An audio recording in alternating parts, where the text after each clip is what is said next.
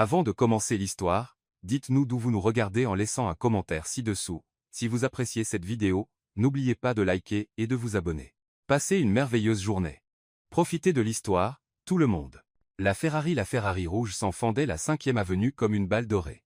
Ses 950 chevaux rugissant en parfaite harmonie avec la fureur de son conducteur. Alexander Kane, 32 ans, milliardaire de la tech et PDG de Kane Industries, avait exactement 17 minutes pour atteindre l'héliport et s'envoler vers les Hamptons, où sa mère l'attendait pour une nouvelle de ses conversations sur l'avenir de la famille. Merde, marmonna Alexander, contournant un taxi jaune qui osait entrer dans sa voie. La montre Patek Philippe à son poignet indiquait 15h43.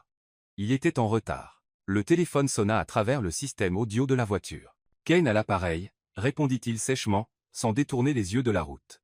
Tu avais dit que tu serais là à 16h.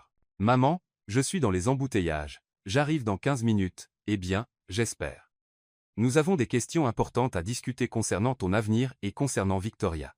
Alexander grimaça. Victoria Langford, fille d'une des familles les plus influentes de la côte Est. Héritière d'une fortune pétrolière et sa prétendante officielle depuis 3 mois, bien qu'il ait à peine échangé 10 mots significatifs. Maman, nous en avons déjà parlé. Non, Alexander, écoute-moi. Aujourd'hui, nous allons décider. L'appel s'interrompit brusquement. Alexander accéléra encore plus, dépassant un SUV noir circulant sur la voie de droite. Ce qu'il ne vit pas fut la jeune femme qui courait désespérément sur le trottoir, serrant une pile de CV et regardant frénétiquement son téléphone. Sophia Martinez, 28 ans, diplômée récente en administration des affaires de l'Université de New York et actuellement sans emploi, vivait la pire journée de sa vie. D'abord, la plomberie de son minuscule appartement de Brooklyn avait explosé. Ensuite, elle avait raté son entretien d'embauche parce que le métro était en panne, et maintenant elle avait exactement 12 minutes pour arriver à un autre entretien de l'autre côté de la ville. « Allez, allez » murmura-t-elle, courant sur le trottoir dans ses chaussures à talons bas, les seuls professionnels qu'elle possédait. Le vent puissant de New York dispersa ses CV, et elle se pencha rapidement pour les ramasser. Ce fut à ce moment précis que Alexander Kane, milliardaire impatient et conducteur imprudent, rencontra son destin. Les freins de la Ferrari hurlèrent, mais ce ne fut pas suffisant. Sophia, qui s'était jetée dans la rue pour récupérer ses papiers, roula sur le capot de la voiture comme dans une scène de film d'action, atterrissant de l'autre côté avec un bruit sourd. Pendant 3 secondes, le monde s'arrêta. Alexander sauta de la voiture, son cœur battant comme un tambour de guerre. La jeune femme était au sol, entourée de feuilles blanches, les yeux fermés. « Mon Dieu, ça va » cria-t-il, s'agenouillant à ses côtés. « Quelqu'un appelle une ambulance. » Sophia ouvrit lentement les yeux, clignant plusieurs fois des paupières. La première chose qu'elle vit fut un homme absurdement beau avec des yeux verts perçants et un costume qui coûtait plus que ce qu'elle gagnait en 6 mois. « Je vais bien, dit-elle, essayant de s'asseoir. « Mes CV ? Où sont mes CV ? Vos quoi ?» Alexander fronça les sourcils. « Madame, je viens de vous heurter avec une voiture d'une demi-million de dollars et vous vous inquiétez pour des papiers. » « Des papiers ?» Sophia le regarda avec une incrédulité croissante. « Ces papiers sont ma chance d'obtenir un emploi et de payer mon loyer, quelque chose qu'un riche comme vous ne comprend évidemment pas. » Une petite foule s'était formée autour d'eux. Certaines personnes prenaient des photos avec leur téléphone, murmurant sur la Ferrari et spéculant sur l'identité du conducteur. « Écoutez, réglons cela de manière civilisée, » dit Alexander, se levant et lui tendant la main pour l'aider. « Je paierai vos frais médicaux. Tous les dommages, je n'ai pas besoin de votre charité. » Sophia refusa sa main et se leva seule, bien qu'elle soit visiblement blessée. « J'ai besoin de mes CV et d'aller à mon entretien. » « Quel entretien ?» Alexander regarda sa montre. Il était maintenant en retard de 20 minutes, pour assistante exécutive chez Kane Industries. Si cela vous importe, Alexander cessa de respirer un instant. Parmi toutes les personnes à New York, parmi toutes les intersections possibles, il avait heurté une candidate à un emploi dans sa propre entreprise. « Vous allez passer un entretien dans mon entreprise. Votre entreprise ?» Sophia l'étudia plus attentivement. « Qui êtes-vous ?» Alexander Kane, PDG de Kane. Le silence qui suivit fut si profond qu'on pouvait entendre la circulation lointaine. Sophia sentit son estomac se nouer, elle venait d'appeler son potentiel futur patron un riche et de refuser son aide. « Super » murmura-t-elle, ramassant les CV froissés du sol. « Tout simplement parfait. »« Écoutez » dit Alexander, un sourire malicieux apparaissant sur son visage pour la première fois depuis des mois, « et si je vous emmenais à l'entretien ?» Sophia le regarda comme s'il avait suggéré qu'il vole jusqu'à la lune. « Vous vous moquez de moi ? Je ne plaisante jamais sur les affaires ou les accidents de circulation. Je ne peux pas. Ce n'est pas approprié, » compléta Alexander. « Probablement pas. Mais vous avez un entretien dans 10 minutes, et j'ai la voiture la plus rapide de Manhattan. » Sophia regarda la Ferrari, puis ses CV froissés, puis l'homme qui avait littéralement percuté sa vie. C'est de la folie, dit-elle. Bienvenue dans mon lundi, répondit Alexander, ouvrant la porte passager. Vous montez? Contre tout son bon sens, Sofia Martinez monta dans la voiture la plus chère dans laquelle elle avait jamais été, à côté de l'homme le plus dangereux qu'elle ait jamais rencontré. Dangereux non pas pour ce qu'il avait fait, mais pour ce qu'elle ressentait quand leurs regards se croisaient. La Ferrari rugit de nouveau à la vie, et ils filèrent vers leurs destins respectifs, ignorant que cette collision n'avait pas seulement été entre une voiture et une personne, mais entre deux mondes sur le point de s'entrechoquer de manière irréversible. Au fait, dit Alexander, accélérant sur Madison Avenue. Vous êtes embauché, quoi? Sofia se tourna vers lui, incrédule. Toute personne qui survit à être heurtée par moi et s'inquiète encore de son entretien a exactement le genre de détermination que je recherche. Vous ne pouvez pas m'embaucher comme ça, vous ne me connaissez même pas. Je sais que vous êtes courageuse, têtue, et pas facilement impressionnée par l'âge. De plus, il afficha un sourire qui fit battre le cœur de Sofia plus vite que le moteur de la Ferrari. Vous êtes la première personne depuis des années qui me dit exactement ce qu'elle pense. Sofia s'accrocha fermement au siège alors qu'il zigzaguait dans la circulation. Sa vie avait complètement changé en quelques minutes, et quelque chose lui disait que ce n'était que le début. Cela va causer beaucoup de nuits, murmura-t-elle. J'espère bien, répondit Alexander. Et pour la première fois depuis des années, il était réellement excité de voir ce qui allait se passer ensuite. Le bâtiment de Kentech Industries s'étendait sur 42 étages dans le ciel de Manhattan, sa façade en verre reflétant le soleil de l'après-midi comme une tour de cristal. Sofia colla son nez contre la vitre de la Ferrari, tendant le cou pour voir le sommet. « Vous possédez tout cela ?» demanda-t-elle, sa voix à peine au-dessus d'un murmure. « Eh bien, techniquement, ce sont les actionnaires qui le possèdent, » répondit Alexander, se garant sur une place réservée marquée CO en lettres grasses. « Je ne fais que prendre toutes les décisions. » Sofia sortit de la voiture, ses jambes encore légèrement tremblantes à la fois de l'accident et de la prise de conscience qu'elle allait travailler pour l'une des entreprises tech les plus puissantes d'Amérique. Son reflet dans le verre du bâtiment montrait une femme aux cheveux ébouriffés, au chemisier légèrement déchiré et au CV froissé serré contre sa poitrine. Jay l'air d'avoir été heurté par une voiture, marmonna-t-elle. Techniquement, c'est le cas, dit Alexander, ajustant sa cravate. Mais ne vous inquiétez pas, dans ce milieu, avoir l'air un peu malmené signifie simplement que vous travaillez dur. Ils traversèrent le hall impressionnant, passant devant une installation de cascades et des œuvres d'art modernes qui coûtaient probablement plus que les frais de scolarité universitaire de Sofia. Des employés en costume coûteux se hâtaient, certains jetant des regards à leur PDG marchant aux côtés d'une femme qui ne appartenait clairement pas à leur monde. Monsieur Kahn, une femme impeccablement manucurée d'une cinquantaine d'années s'approcha d'eux, ses talons hauts claquant contre le sol en marbre. Vous avez raté votre réunion de 15h30 avec le conseil. Votre mère a appelé 6 fois et Victoria Langford attend dans votre bureau. La mâchoire des Alexander se crispa. Merci, Penélope. Voici Sofia Martinez, notre nouvelle assistante exécutive. Les sourcils parfaitement épilés de Penelope se levèrent légèrement en observant l'apparence de Sofia. Je n'étais pas au courant que nous embauchions aujourd'hui, Monsieur Kane. C'était une décision très spontanée, dit Alexander. Sofia, voici Penelope Reed, mon assistante exécutive actuelle. Penelope, je voudrais que vous fassiez visiter les lieux à Sofia et que vous l'aidiez à s'installer. Mais monsieur, je ne comprends pas. Penelope, la voix des Alexander portait l'autorité de quelqu'un habitué à être obéi sans question. Sofia travaillera directement avec moi sur des projets spéciaux, veuillez lui fournir tout ce dont elle a besoin. Le sourire de Penelope était aussi tranchant qu'une lame, bien sûr, monsieur Kahn. Par ici, mademoiselle Martinez. Alors qu'elle marchait vers l'ascenseur, Sofia attrapa le bras d'Alexander. Attendez, murmura-t-elle avec urgence. Que suis-je censé faire exactement? Je ne connais rien à votre entreprise. Vous vous en sortirez, dit Alexander avec plus de confiance qu'il n'en ressentait. Vous êtes intelligente, déterminée, et vous n'avez pas peur de dire ce que vous pensez. C'est exactement ce dont j'ai besoin, mais Sofia. Il se tourna pleinement vers elle et elle fut de nouveau frappée par la verdeur de ses yeux. Faites-moi confiance. Et plus important encore, faites-vous confiance. Les portes de l'ascenseur s'ouvrirent et Pénélope entra avec la grâce pratiquée de quelqu'un qui avait perfectionné l'art de la guerre corporative. Sofia suivit, se sentant comme si on la menait à son exécution. Alors, dit Pénélope alors qu'elle montait au 38 étage. Comment connaissez-vous exactement Monsieur Kane? Il m'a renversé avec sa voiture, répondit honnêtement Sofia. La composure parfaite de Pénélope se fissura un instant. Je suis désolé. Quoi? Il y a environ 20 minutes sur la 5e avenue, d'où Sofia désigna son apparence échevelée, et il m'a apparemment embauché. Pénélope la regarda longuement, puis émit un son qui pourrait avoir été un rire. Eh bien, c'est certainement une première. L'ascenseur s'ouvrit sur un étage qui semblait avoir été conçu par quelqu'un avec un budget illimité et un penchant pour l'intimidation.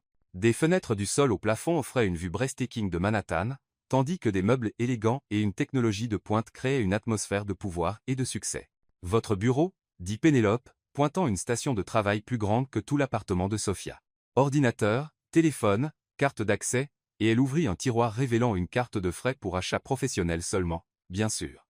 Sophia prit la carte, notant que son nom y était déjà gravé. « Comment est-ce possible ? J'ai été embauché il y a 15 minutes. Monsieur Cain est très efficace quand il veut quelque chose, » répondit Pénélope de manière cryptique. « Maintenant, laissez-moi vous montrer la machine à café. Elle est allemande, coûte plus qu'une petite voiture, et fait le meilleur espresso de Manhattan.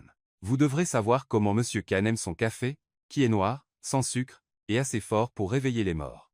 Il en boit environ 6 tasses par jour, plus pendant les périodes stressantes. » Sophia essayait frénétiquement de prendre des notes mentales quand un tumulte éclata en provenance du bureau d'Alexander. Une voix féminine, cultivée et tranchante, perça l'air. « Alexander Cain, vous ne pouvez pas continuer à m'éviter. Ce doit être Mademoiselle Langford, » dit Pénélope sur le ton de quelqu'un annonçant un désastre naturel imminent. À travers les parois en verre du bureau d'Alexander, Sophia pouvait voir une grande femme blonde élégante dans une robe de designer qui coûtait probablement plus que le loyer de Sophia. Elle gesticulait dramatiquement tandis que Alexander se tenait derrière son bureau, l'air de préférer être n'importe où ailleurs. « Devrions-nous faire quelque chose ?» demanda Sophia. « Oh non, ma chère. Nous n'intervenons jamais dans la vie personnelle de Monsieur Cain. »« Eh bien, pas directement en tout cas », la voix de Victoria Langford monta plus haut. « Nos familles planifient cet engagement depuis des mois, vous ne pouvez pas faire comme si cela n'arrivait pas. »« Engagement ?» La voix de Sophia couina. « Oh, oui, » dit Pénélope, clairement en train de savourer le drame. « Tout a été arrangé, très traditionnel, très convenable, très misérable, » suggéra Sophia. Le sourire de Pénélope fut sincère pour la première fois depuis leur rencontre. La porte du bureau d'Alexander s'ouvrit violemment, et Victoria sortit en trombe, ses talons claquant comme des coups de feu contre le sol. Elle s'arrêta en voyant Sophia, la dévisageant avec le genre de regard habituellement réservé à quelque chose de désagréable trouvé au fond d'une chaussure. « Et qui pourriez-vous être ?» La voix de Victoria pouvait geler du champagne. « Sophia Martinez, nouvelle assistante exécutive, » répondit Sophia, essayant de paraître plus confiante qu'elle ne l'était. Comme c'est intéressant, le sourire de Victoria était tout en dents et sans chaleur. Alexander semble prendre pas mal de décisions spontanées ces derniers temps. Sur ce, elle se dirigea vers l'ascenseur, laissant derrière elle un sillage de parfums coûteux et une hostilité à peine dissimulée. Alexander émergea de son bureau, desserrant sa cravate et l'air d'avoir survécu à un champ de bataille. « Pénélope, veuillez annuler tous mes rendez-vous pour le reste de la journée, » et Sophia, il s'arrêta, étudiant son visage. « Pourrais-je vous voir dans mon bureau ?» L'estomac de Sophia se noua. « Suis-je déjà licencié ?»« Pas encore, » dit Alexander avec un sourire fatigué, « mais la journée est jeune. » Pénélope les regarda partir, une expression pensive sur le visage. En 30 ans de travail pour des hommes puissants, elle avait appris à lire les signes. Et tout dans le comportement d'Alexander Cain aujourd'hui criait que Sophia Martinez était sur le point de renverser complètement son monde soigneusement ordonné. « Cela, » murmura Pénélope pour elle-même, « va être très intéressant en effet. » Dans son bureau, Alexander ferma la porte et se tourna vers Sophia. « Je vous dois des excuses. Pour quelle partie ? L'accident de voiture ou m'avoir jeté dans la politique corporative, je ne comprends pas. Les deux, mais surtout pour ne pas vous avoir averti au sujet de Victoria. » Sophia s'assit dans l'un des fauteuils en cuir face à son bureau. « Êtes-vous vraiment fiancé à elle ? » « Pas si je peux l'éviter, » dit Alexander, s'effondrant dans son fauteuil. « C'est compliqué, compliqué comment ?» Alexander resta silencieux un long moment, regardant le skyline de Manhattan. « Ma mère croit que le mariage devrait être un arrangement d'affaires. La famille de Victoria a de l'argent pétrolier, des connexions politiques, et une réputation qui bénéficierait à l'entreprise. Tout est très stratégique. Et qu'est-ce que vous croyez ? Jusqu'à il y a environ 1 heure, je croyais la même chose, admit Alexander. Mais ensuite j'ai rencontré quelqu'un qui a roulé sur le capot de ma voiture et s'inquiétait encore de son entretien d'embauche. Quelqu'un qui m'a dit exactement ce qu'elle pensait sans se soucier de mon compte en banque. » Sophia sentit ses joues chauffer. « Alexander, je sais que c'est fou, je sais que nous venons de nous rencontrer. Mais je sais aussi qu'en 32 ans, personne ne m'a jamais fait me sentir comme vous l'avez fait quand vous m'avez regardé et avez vu une personne au lieu d'un portefeuille. » « Vous avez raison, » dit doucement Sophia. « C'est fou.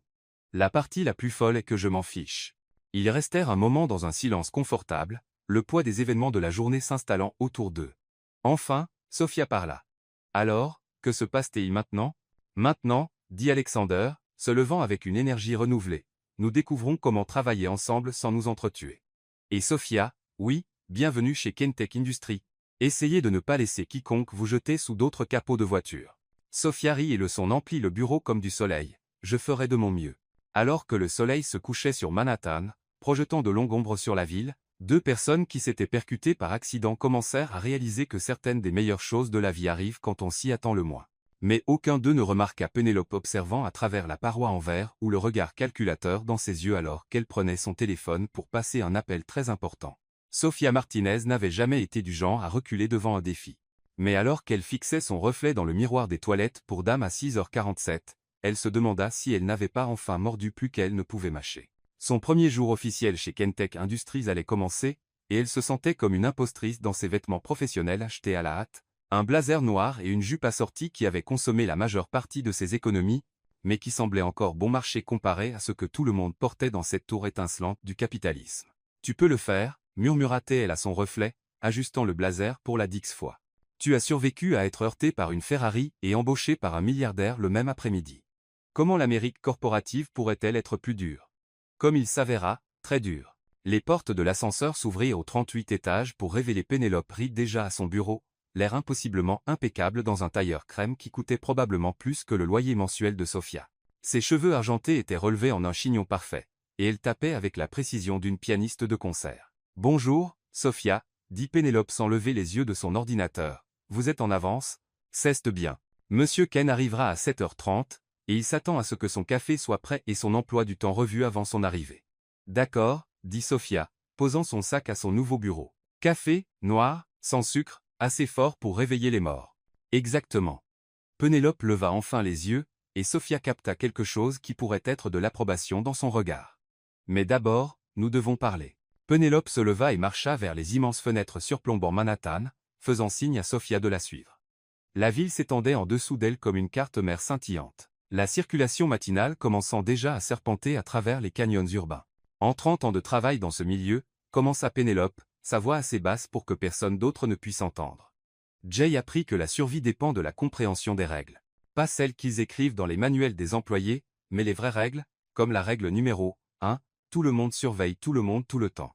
Règle numéro 2, l'information est une monnaie et les secrets sont la marchandise la plus précieuse dans ce bâtiment. Règle numéro 3, Alexander Kane est un bon homme, mais il a été élevé pour voir les relations comme des transactions. Sophia fronça les sourcils. « Pourquoi me dites-vous cela ?»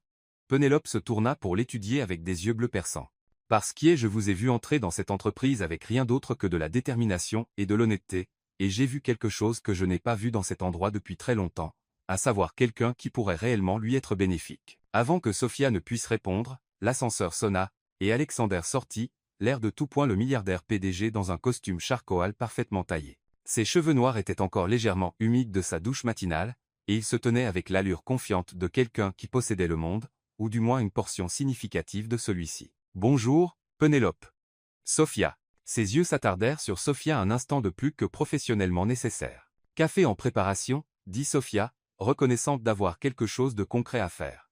Elle se dirigea vers la machine à café allemande, qui ressemblait plus à une œuvre d'art moderne qu'à un appareil de cuisine. Suivant les instructions murmurées de Pénélope de la veille, elle parvint à produire une tasse de café qui sentait la motivation liquide. « Parfait, » dit Alexander après avoir pris une gorgée. « Pénélope, à quoi ressemble mon emploi du temps ? Réunion du conseil à 9h, suivie de la revue trimestrielle avec les chefs de département. Déjeuner avec les investisseurs de Tokyo à 12h30 et Pénélope s'arrêta de manière significative. Dîner avec la famille Langford à 19h. La mâchoire des Alexander se crispa presque imperceptiblement. « D'accord, le dîner. Votre mère a appelé pour confirmer, » continua Pénélope. « Elle voulait vous rappeler que c'est une soirée importante pour l'avenir de la famille. »« Ma mère a des idées très précises sur l'avenir, » dit Alexander sèchement. « Sophia, j'aimerais que vous assistiez à la réunion du conseil ce matin. Prenez des notes, observez, apprenez comment nous opérons. » Moi, la voix de Sophia couina légèrement, à une réunion du conseil, je ne sais rien sur, vous savez écouter, réfléchir, et poser de bonnes questions. C'est plus que ce que la plupart des gens apportent à ces réunions, Pénélope haussa un sourcil. Alexander, êtes-vous sûr que c'est sage? Les membres du conseil pourraient trouver cela irrégulier. Les membres du conseil trouvent mon choix de déjeuner irrégulier, répondit Alexander. Ils survivront à la présence de Sophia. De plus, elle doit comprendre comment cette entreprise fonctionne si elle veut être efficace. 2 heures plus tard, Sofia se retrouvait assise à une table de conférence qui aurait pu accueillir une petite réunion des Nations Unies, entourée d'hommes et de femmes dont la valeur nette combinée dépassait probablement le PIB de plusieurs petits pays. Elle avait rempli 3 pages de notes dont elle n'était pas sûre de les comprendre, mais elle avait aussi remarqué plusieurs choses qui avaient clairement échaoué de l'attention des membres du Conseil. Les projections du 3e trimestre semblent solides, dit Robert Harrington, un homme dans la soixantaine dont les cheveux argentés et la montre coûteuse criaient l'argentien. Mais je suis préoccupé par notre expansion sur les marchés d'Asie du Sud-Est. Les préoccupations sont notées, Robert, répondit Alexander. Mais nos recherches indiquent des opportunités significatives dans cette région. Recherche menée par qui? Demanda Vanessa Whitmore, une femme au visage acéré qui semblait voir chaque commentaire comme un défi personnel. Nos cabinets de conseil traditionnels, ou comptons-nous sur des sources plus récentes, moins éprouvées? Sofia observa les jeux de pouvoir subtils autour de la table, la façon dont certains membres du conseil s'alignaient avec d'autres, comment l'information était partagée ou retenue en fonction d'alliances non dites. Cela lui rappelait les dynamiques dans ses projets de groupe à l'université, sauf avec des milliards de dollars en jeu. En fait, dit Sofia, puis regretta immédiatement d'avoir parlé quand tout le monde se tourna pour la regarder.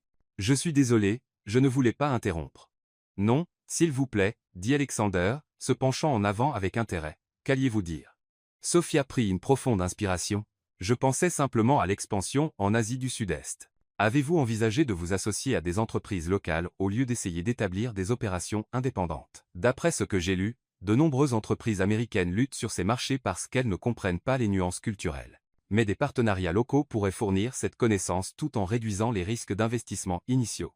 Le silence qui suivit sembla durer 1 heure, bien qu'il ne durât probablement que 10 secondes. Puis Robert Harrington commença à rire. « Eh bien, je suis damné, dit-il. La fille a du sens. Alexander, où l'avez-vous trouvée? Elle m'a trouvé, répondit Alexander, et Sofia capta le soupçon d'un sourire au coin de sa bouche. Sofia, développez cette pensée. Pendant les 20 minutes suivantes, Sofia se retrouva dans la position surréaliste de contribuer à une conversation sur la stratégie d'affaires internationale. S'appuyant sur tout ce qu'elle avait appris à l'école de commerce, plus des insights de son propre background divers, elle parla de sensibilité culturelle, de recherche de marché local, et de l'importance de construire des relations plutôt que simplement d'établir des transactions. Quand la réunion se termina, plusieurs membres du conseil s'approchèrent d'elle avec des cartes de visite et des expressions d'intérêt. Vanessa Whitmore, qui avait semblé si intimidante plus tôt, sourit même. « Début impressionnant, dit-elle. Alexander, vous pourriez vouloir garder celle-ci. C'est le plan, répondit Alexander. Et quelque chose dans son ton fit sauter un battement au cœur de Sofia. Alors que les membres du conseil sortaient, Alexander rassembla ses papiers et se tourna vers Sofia. « Marchez avec moi. » Ils descendirent le couloir vers son bureau, passant devant des employés qui hochaient respectueusement la tête à Alexander tout en jetant des regards curieux à Sofia. « Vous vous en êtes bien sorti là-dedans, mieux que bien en fait. Vous avez apporté une perspective fraîche dont nous avions besoin. Mais vous avez aussi apporté quelque chose que nous voyons rarement dans ces réunions. Du bon sens et un insight genuin au lieu de manœuvres politiques. » Ils atteignirent son bureau et Alexander tint la porte ouverte pour elle. « Sofia, puis-je vous demander quelque chose? Bien sûr. Qu'est-ce qui vous a fait parler? » La plupart des gens à leur première réunion du conseil seraient restés silencieux. Sofia réfléchit à la question en s'installant dans l'un des fauteuils en cuir en face de son bureau. « Je suppose que j'ai pensé que si j'allais échouer, autant échouer spectaculairement en essayant de contribuer quelque chose d'utile. » Alexander rit, un son genuin qui transforma tout son visage. Cela pourrait être la chose la plus honnête que quiconque ait dite dans ce bâtiment depuis des années. Leur conversation fut interrompue par la voix de Pénélope à l'interphone. « Monsieur Kahn, votre mère est en ligne ?» L'expression d'Alexander s'assombrit immédiatement. « Dites-lui que je la rappellerai. Elle a dit que c'était urgent, quelque chose au sujet des arrangements pour le dîner de ce soir. » Alexander soupira et décrocha le téléphone. « Bonjour, mère. Oui, je me souviens. Non, je ne pense pas que ce soit nécessaire. Mère, nous en avons discuté. » Sofia essaya de ne pas écouter, mais il était impossible d'ignorer la tension dans la voix d'Alexander alors que la conversation continuait. Quand il raccrocha enfin, il avait l'air d'avoir vieilli de 10 ans. « Tout va bien ?» demanda Sofia. « Ma mère a décidé que le dîner de ce soir avec les Langford devrait inclure une annonce, dit Alexander, se frottant les tempes. Apparemment, elle et la mère de Victoria planifient une annonce d'engagement pour les pages société. Une annonce, mais vous n'êtes pas réellement fiancés.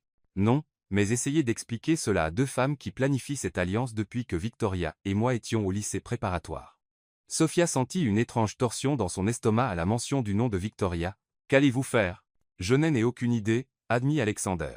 Pour la première fois de ma vie adulte, je n'ai genuinement aucune idée de ce qu'il faut faire. Ils restèrent un moment dans un silence confortable, tous deux perdus dans leurs pensées.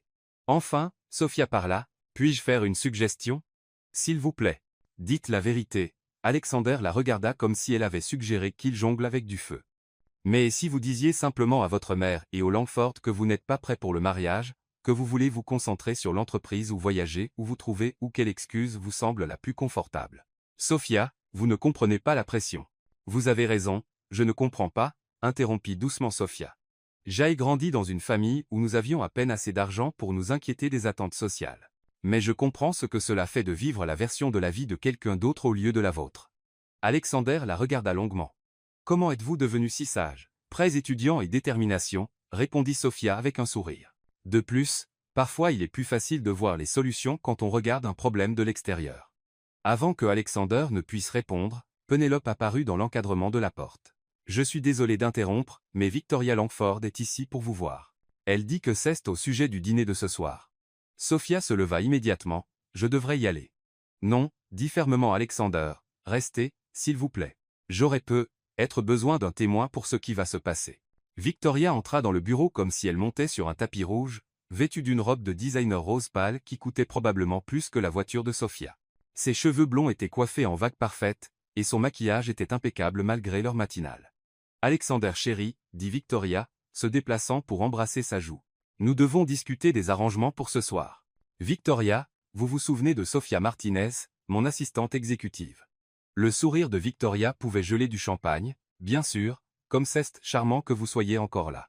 Sophia s'avère être inestimable, dit Alexander, et Sophia remarqua qu'il ne s'éloigna pas de la proximité de Victoria, bien que son langage corporel suggère qu'il le voulait. Je suis sûr qu'elle l'est, répondit Victoria sur un ton suggérant qu'elle était sûre du contraire. Alexander, mère et moi avons discuté de l'annonce ce soir, et nous avons décidé. La voix d'Alexander portait une edge dangereuse que Sophia n'avait jamais entendue auparavant. Eh bien, nos mères ont décidé, vraiment. L'engagement devrait être annoncé au début du dîner, avant le toast au champagne. J'ai déjà parlé au Times pour qu'il publie l'annonce dans la section Société de dimanche. Sophia observa attentivement le visage d'Alexander et vit quelque chose flasher dans ses yeux. Pas exactement de la colère, mais quelque chose de plus profond et de plus dangereux. Victoria, dit calmement Alexander. Nous devons parler en privé. Oh, mais sûrement Sophia peut entendre cela, dit Victoria avec une fausse douceur. Après tout, elle aura besoin de savoir ces changements dans votre vie personnelle si elle va travailler si étroitement avec vous. La tension dans la pièce était assez épaisse pour être coupée au couteau. Sophia commença à se lever de nouveau, mais la voix d'Alexander l'arrêta. Sophia, restez s'il vous plaît. Il se tourna vers Victoria. Et Victoria, laissez-moi être très clair sur quelque chose. Il n'y aura pas d'annonce d'engagement ce soir parce qu'il n'y a pas d'engagement. La composure parfaite de Victoria se fissura légèrement. Alexander, vous ne pouvez pas être sérieux. Nos familles planifient. Nous n'avons rien planifié. Vous et moi avons à peine eu une vraie conversation dans les 3 mois depuis que cet arrangement a commencé. C'est à cela que sert la période d'engagement, répondit Victoria, bien que sa voix soit moins certaine maintenant, pour mieux se connaître. Victoria, vous êtes une personne charmante et vous méritez quelqu'un qui est genuinement excité de vous épouser. Cette personne n'est pas moi. Le silence qui suivit fut assourdissant. Victoria regarda d'Alexander à Sophia et vice-versa, et Sophia vit le moment exact où la compréhension illumina ses yeux. Je vois, dit doucement Victoria. Et je suppose que ce changement de cœur soudain n'a rien à voir avec votre nouvelle assistante. Cela a tout à voir avec le fait que je réalise que je veux prendre mes propres choix sur ma vie, répondit Alexander. Des choix basés sur ce que je veux, pas sur ce qui est attendu de moi. Victoria se leva gracieusement, lissant sa robe. Eh bien, c'est certainement un développement intéressant. Je me demande ce que votre mère dira. Je m'occuperai de ma mère. Oh, je suis sûr que vous le ferez. Victoria prit son sac et marcha vers la porte, s'arrêtant pour regarder Sophia. Profitez de votre nouvelle position, mademoiselle Martinez. J'ai le sentiment qu'elle va être plus challenging que vous ne l'anticipiez. Après le départ de Victoria, Alexander s'effondra dans son fauteuil et desserra sa cravate. Eh bien, cela s'est mieux passé que prévu. Mieux? Sophia le regarda fixement. Vous venez de rompre avec votre fiancée. Elle n'a jamais vraiment été ma fiancée, elle était l'arrangement d'affaires de ma mère. Alexander regarda Sophia avec une expression qu'elle ne pouvait pas tout à fait lire. Sophia, je dois vous demander quelque chose, et j'ai besoin que vous soyez complètement honnête avec moi. D'accord. Pensez-vous que je fais une terrible erreur? Sophia considéra soigneusement la question. Je pense que vous faites un choix courageux. Effrayant, peut être. Compliqué, définitivement, mais pas terrible. Même si je vous connais exactement depuis 26 heures, surtout parce que vous me connaissez exactement depuis 26 heures, répondit Sophia. Parfois les décisions les plus importantes que nous prenons sont celles qui n'ont pas de sens sur le papier. Alexander sourit et Sophia sentit ce battement familier dans sa poitrine. Pénélope avait raison à votre sujet. Qu'a-t-elle dit? Que vous pourriez réellement être bonne pour moi. Avant que Sophia ne puisse répondre, la voix de Pénélope vint de nouveau à l'interphone. Cette fois avec un amusement à peine dissimulé. Monsieur Kahn, votre mère est en ligne de nouveau. Elle semble mécontente. Alexander et Sophia se regardèrent et éclatèrent de rire. Je suppose que je devrais prendre cela, dit Alexander, tendant la main vers le téléphone. Je suppose que oui, convint Sophia. Bonne chance. Sophia. Oui, merci pour tout. Alors que Sophia quittait le bureau d'Alexander, elle pouvait entendre sa voix à travers la porte fermée, calme et stable, alors qu'il commençait ce qui allait clairement être une conversation très difficile avec sa mère. Elle s'installa à son bureau et essaya de se concentrer sur la pile de documents que Pénélope lui avait laissé à revoir, mais son esprit continuait à vagabonder vers le regard dans les yeux d'Alexander quand il avait dit qu'elle pourrait être bonne pour lui. Pénélope apparut à son coude avec une tasse de café fraîche. C'était bien fait, dit-elle doucement. Qu'est-ce qu'il était? Lui donner le courage de se choisir lui-même plutôt que les attentes. Pénélope s'arrêta. Mais vous devriez savoir que Eleanor Kahn ne perd pas gracieusement, et Victoria Langford non plus. Sophia leva les yeux de ses papiers. Est-ce un avertissement? C'est un fait, répondit Pénélope. Ce que vous en faites dépend de vous. Alors que la matinée se transformait en après-midi, Sophia se jeta dans l'apprentissage de tout ce qu'elle pouvait sur Kentech Industries, sur l'emploi du temps d'Alexander, sur l'écosystème délicat de la politique corporative dans lequel elle s'était soudain retrouvée. Mais au fond de son esprit, elle ne pouvait pas se défaire du sentiment que sa vraie éducation ne faisait que commencer. Et quelque part de l'autre côté de la ville dans un penthouse de Park Avenue, Eleanor Kahn passait ses propres appels téléphoniques. Chacun conçu pour rappeler à son fils exactement ce qui arrivait aux gens qui défiaient les attentes familiales.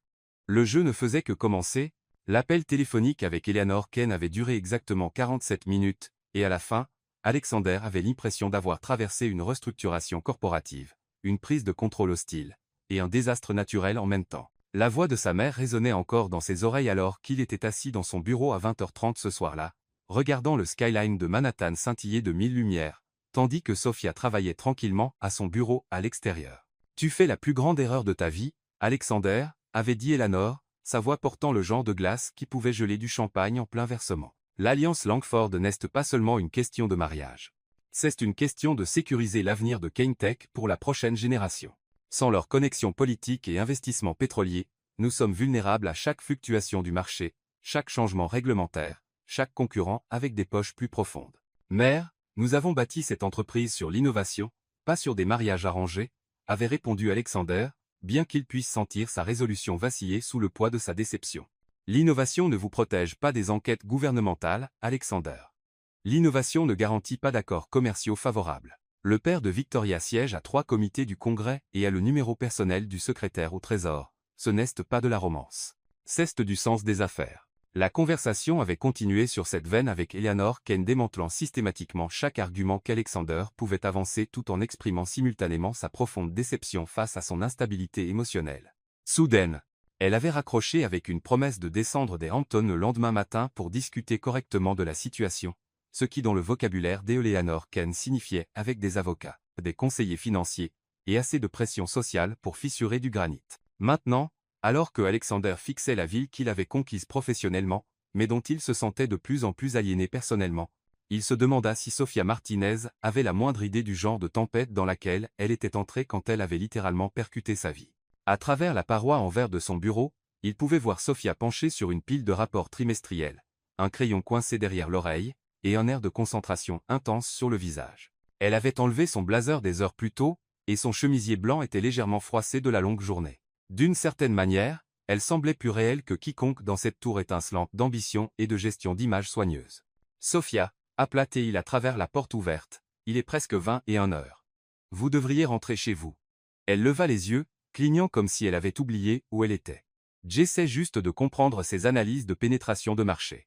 Si je veux être utile en réunion, je dois savoir de quoi tout le monde parle. Alexander marcha jusqu'à son bureau, notant les notes soigneuses qu'elle avait prises d'une écriture soignée qui parvenait à paraître à la fois professionnelle et personnelle.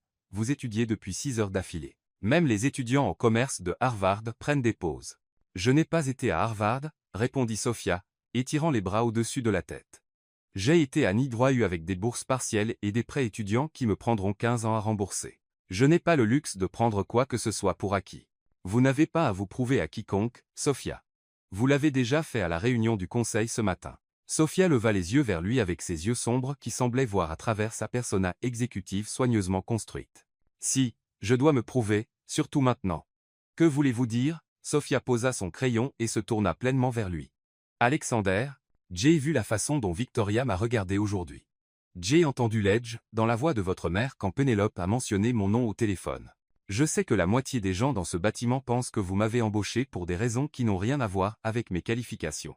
Et qu'en pensez-vous? Je pense, dit soigneusement Sophia, que vous m'avez embauché parce que vous aviez besoin de quelqu'un qui vous dirait la vérité au lieu de ce que vous vouliez entendre. Mais je pense aussi que si je veux survivre dans ce monde, je dois être si évidemment compétente que personne ne peut questionner pourquoi je suis ici. Alexander s'assit sur le bord de son bureau, un geste qui aurait été scandaleux si quelqu'un d'autre avait été là pour le voir. Sophia, vous n'avez pas à porter le poids des suppositions de tout le monde. Ne le dois-je pas? Sophia rit, mais sans humour. Alexander, je suis une diplômée universitaire de première génération d'une famille ouvrière, qui a obtenu cet emploi parce que je vous ai littéralement heurté dans la rue. Avez-vous la moindre idée de ce à quoi cela ressemble pour des gens comme Victoria Langford? Je me fiche de ce à quoi cela ressemble pour Victoria, mais vous vous souciez de ce à quoi cela ressemble pour votre mère et votre conseil d'administration et vos investisseurs. La voix de Sophia était douce mais ferme. Et vous devriez vous en soucier parce que cette entreprise emploie des milliers de personnes dont les moyens de subsistance dépendent de votre capacité à naviguer ces relations avec succès. Alexander la regarda longuement. Comment faites-vous cela? Faites quoi? Coupez à travers tout le bruit et allez droit au cœur de ce qui compte vraiment. Sophia sourit et l'expression transforma tout son visage, pratique et désespoir. Quand vous grandissez avec des parents qui travaillent 3 emplois entre eux juste pour garder les lumières allumées, vous apprenez à vous concentrer sur ce qui est réellement important par rapport à ce qui semble juste important. Parlez-moi d'eux, dit Alexander, se surprenant lui-même. Vos parents. L'expression de Sophia s'adoucit. Mon père, Javier, est venu ici du Mexique à 17 ans. Il travaillait dans la construction le jour et prenait des cours d'anglais le soir. Ma mère, Rosa, est née à Brooklyn, mais ses parents étaient de la République dominicaine. Elle est infirmière à Bellevue, cela fait 22 ans. Ils doivent être fiers de vous, ils le sont, mais ils sont aussi inquiets. Sophia reprit son crayon, le tournant dans ses mains. Ils ont vu ce qui arrive quand des gens de notre quartier essaient de s'intégrer dans des mondes où ils ne sont pas nés. Parfois cela fonctionne. Plus souvent non, et qu'en pensez-vous? Je pense, dit lentement Sophia, que je préférerais essayer et échouer que passer le reste de ma vie à me demander ce qui aurait pu être. Avant que Alexander ne puisse répondre, l'ascenseur sonna et tous deux se tournèrent pour voir Pénélope sortir, suivie de 2 personnes qui n'avaient définitivement pas été invitées. La première était Eleanor Kane, la mère d'Alexander, l'air exactement de ce qu'elle était, argent ancien, connexion politique, et assez d'armure sociale pour dévier les critiques de mortels inférieurs. À 62 ans, elle était encore belle de la façon que l'entretien coûteux et de bon gène pouvait préserver. Ses cheveux argentés coiffés de manière à paraître à la fois actuels et intemporels. Son tailleur bleu marine coûtait probablement plus que le salaire mensuel de la plupart des gens, et elle se tenait avec la prestance de quelqu'un qui n'avait jamais douté de sa place dans le monde. La seconde personne était quelqu'un que Sophia n'avait jamais vu auparavant, mais qui irradiait le même genre de pouvoir discret que Eleanor Kane. Il avait peu, être 50 ans avec des tempes grisonnantes et le genre de bronzage qui venait de la possession de yachts plutôt que du travail de construction. Son costume était parfaitement taillé. Ses chaussures étaient en cuir italien, et son sourire était du genre qui n'atteignait jamais les yeux. Alexander, dit Eleanor, sa voix portant à travers l'étage comme une proclamation royale. Nous devons parler. Alexander se leva lentement, et Sophia pouvait le voir se transformer sous ses yeux. L'homme détendu, presque vulnérable avec qui elle parlait disparaissant derrière des couches d'armure corporative. Mère, je ne vous attendais pas avant demain. Les plans changent, chérie, surtout quand son fils décide de faire exploser des décennies de planification familiale soigneuse en un seul après-midi. Le regard d'Eleanor balaya Sophia avec la précision d'une évaluation professionnelle, et ce doit être la jeune femme qui a causé un tel remous. Sophia se leva aussi, reconnaissante d'avoir passé l'après-midi à étudier les protocoles corporatifs.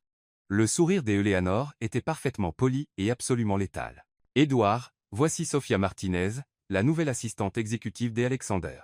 Sophia, voici Edward Langford, le père de Victoria. Sophia sentit son estomac se nouer. Edward Langford l'étudia avec le genre d'attention habituellement réservé aux acquisitions potentielles ou aux menaces à la sécurité nationale. Mademoiselle Martinez, dit Edward, tendant la main.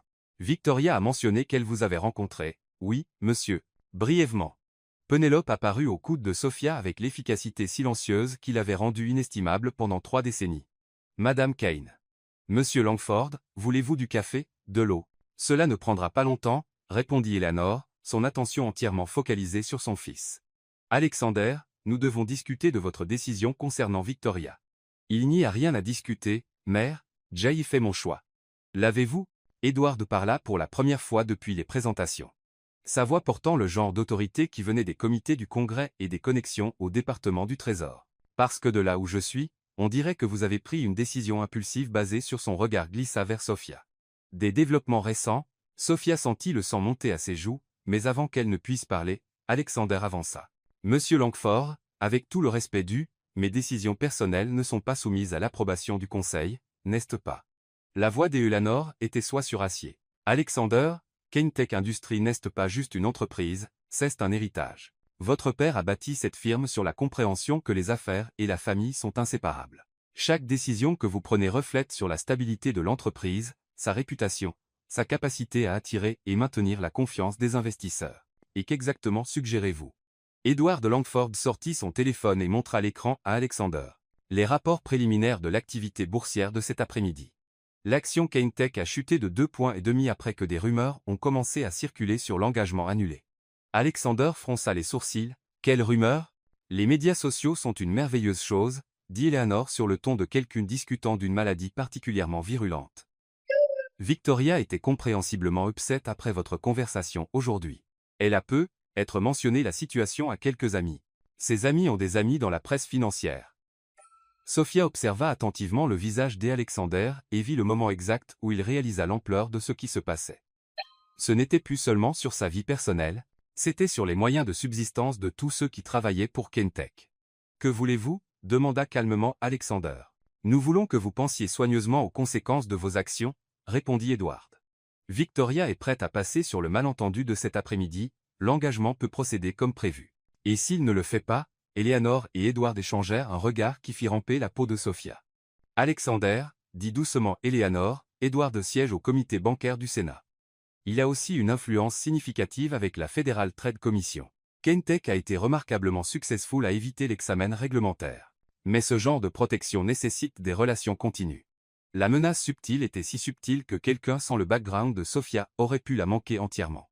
Mais Sophia avait grandi en regardant ses parents naviguer des systèmes conçus pour les exclure.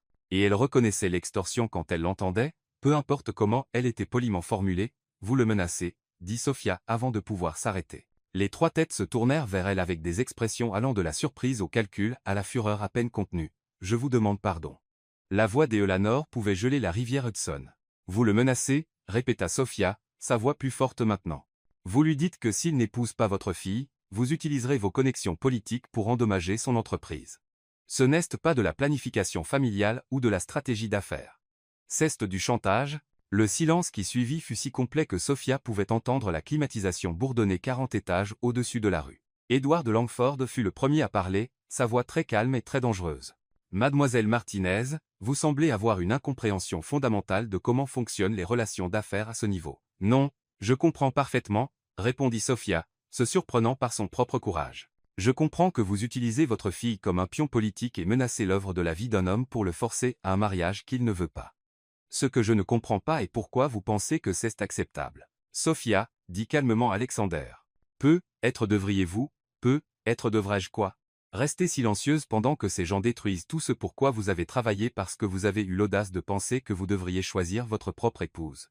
Eleanor Kane étudia Sophia avec un intérêt nouveau. Vous avez de l'esprit, ma chère, je vous l'accorde. Mais l'esprit sans sagesse n'est que de la folie. Alexander a des responsabilités qui s'étendent bien au-delà de ses préférences personnelles. Et qu'en est-il de son droit au bonheur? Le bonheur, Edward dit avec un rire qui ne contenait aucune chaleur, est un luxe que les gens dans la position d'Alexander ne peuvent pas se permettre. C'est là que vous avez tort, dit Sophia, se tournant pour faire face à Alexander. Le bonheur n'est pas un luxe, c'est ce qui rend tout le reste valable. Et si vous y renoncez, Si vous les laissez vous forcer à une vie que vous ne voulez pas, alors quel est le sens de tout ce succès? Alexander regarda Sophia longuement, puis sa mère, puis Edward Langford. Quand il parla, sa voix était calme et stable. Monsieur Langford, j'apprécie l'amitié de votre famille et votre relation d'affaires avec Kentek, mais je n'épouserai pas Victoria, ni maintenant, ni jamais. Le visage de Edward s'assombrit. Alexander, je ne pense pas que vous compreniez les implications, je les comprends parfaitement, et j'ai pris ma décision. Alors vous êtes un fou, dit Eleanor, sa composure se fissurant enfin. Et vous allez détruire tout ce que votre père a bâti. Mon père a bâti cette entreprise pour donner des opportunités aux gens, répondit Alexander. Il aurait compris mon choix. Eleanor Kane rassembla son sac et se leva avec le genre de dignité qui ne venait que de générations de pratique. Edward, je crois que nous en avons fini ici. Edward Langford se leva aussi, mais s'arrêta pour regarder directement Sophia.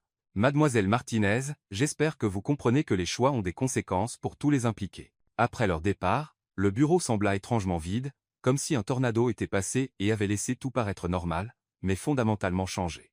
Alexander s'effondra dans son fauteuil et passa les mains dans ses cheveux. Eh bien, cela s'est passé à peu près comme prévu. Êtes-vous OK? Demanda Sophia, se déplaçant pour s'asseoir en face de lui. Je ne sais pas. Demandez-moi demain quand je verrai ce que le marché boursier pense de ma décision. Sophia resta silencieuse un moment, puis se pencha en avant. Alexander, et s'il avait raison, et si cette décision endommageait l'entreprise, alors nous découvrirons comment la réparer ensemble. Ensemble. Alexander la regarda avec une expression qu'elle ne pouvait pas tout à fait lire. Sophia, je dois que vous sachiez quelque chose, tout ce qui vient de se passer, les menaces, la pression, les implications pour l'entreprise, rien de cela n'est de votre faute. Ce conflit couve depuis des années, mais je suis le catalyseur.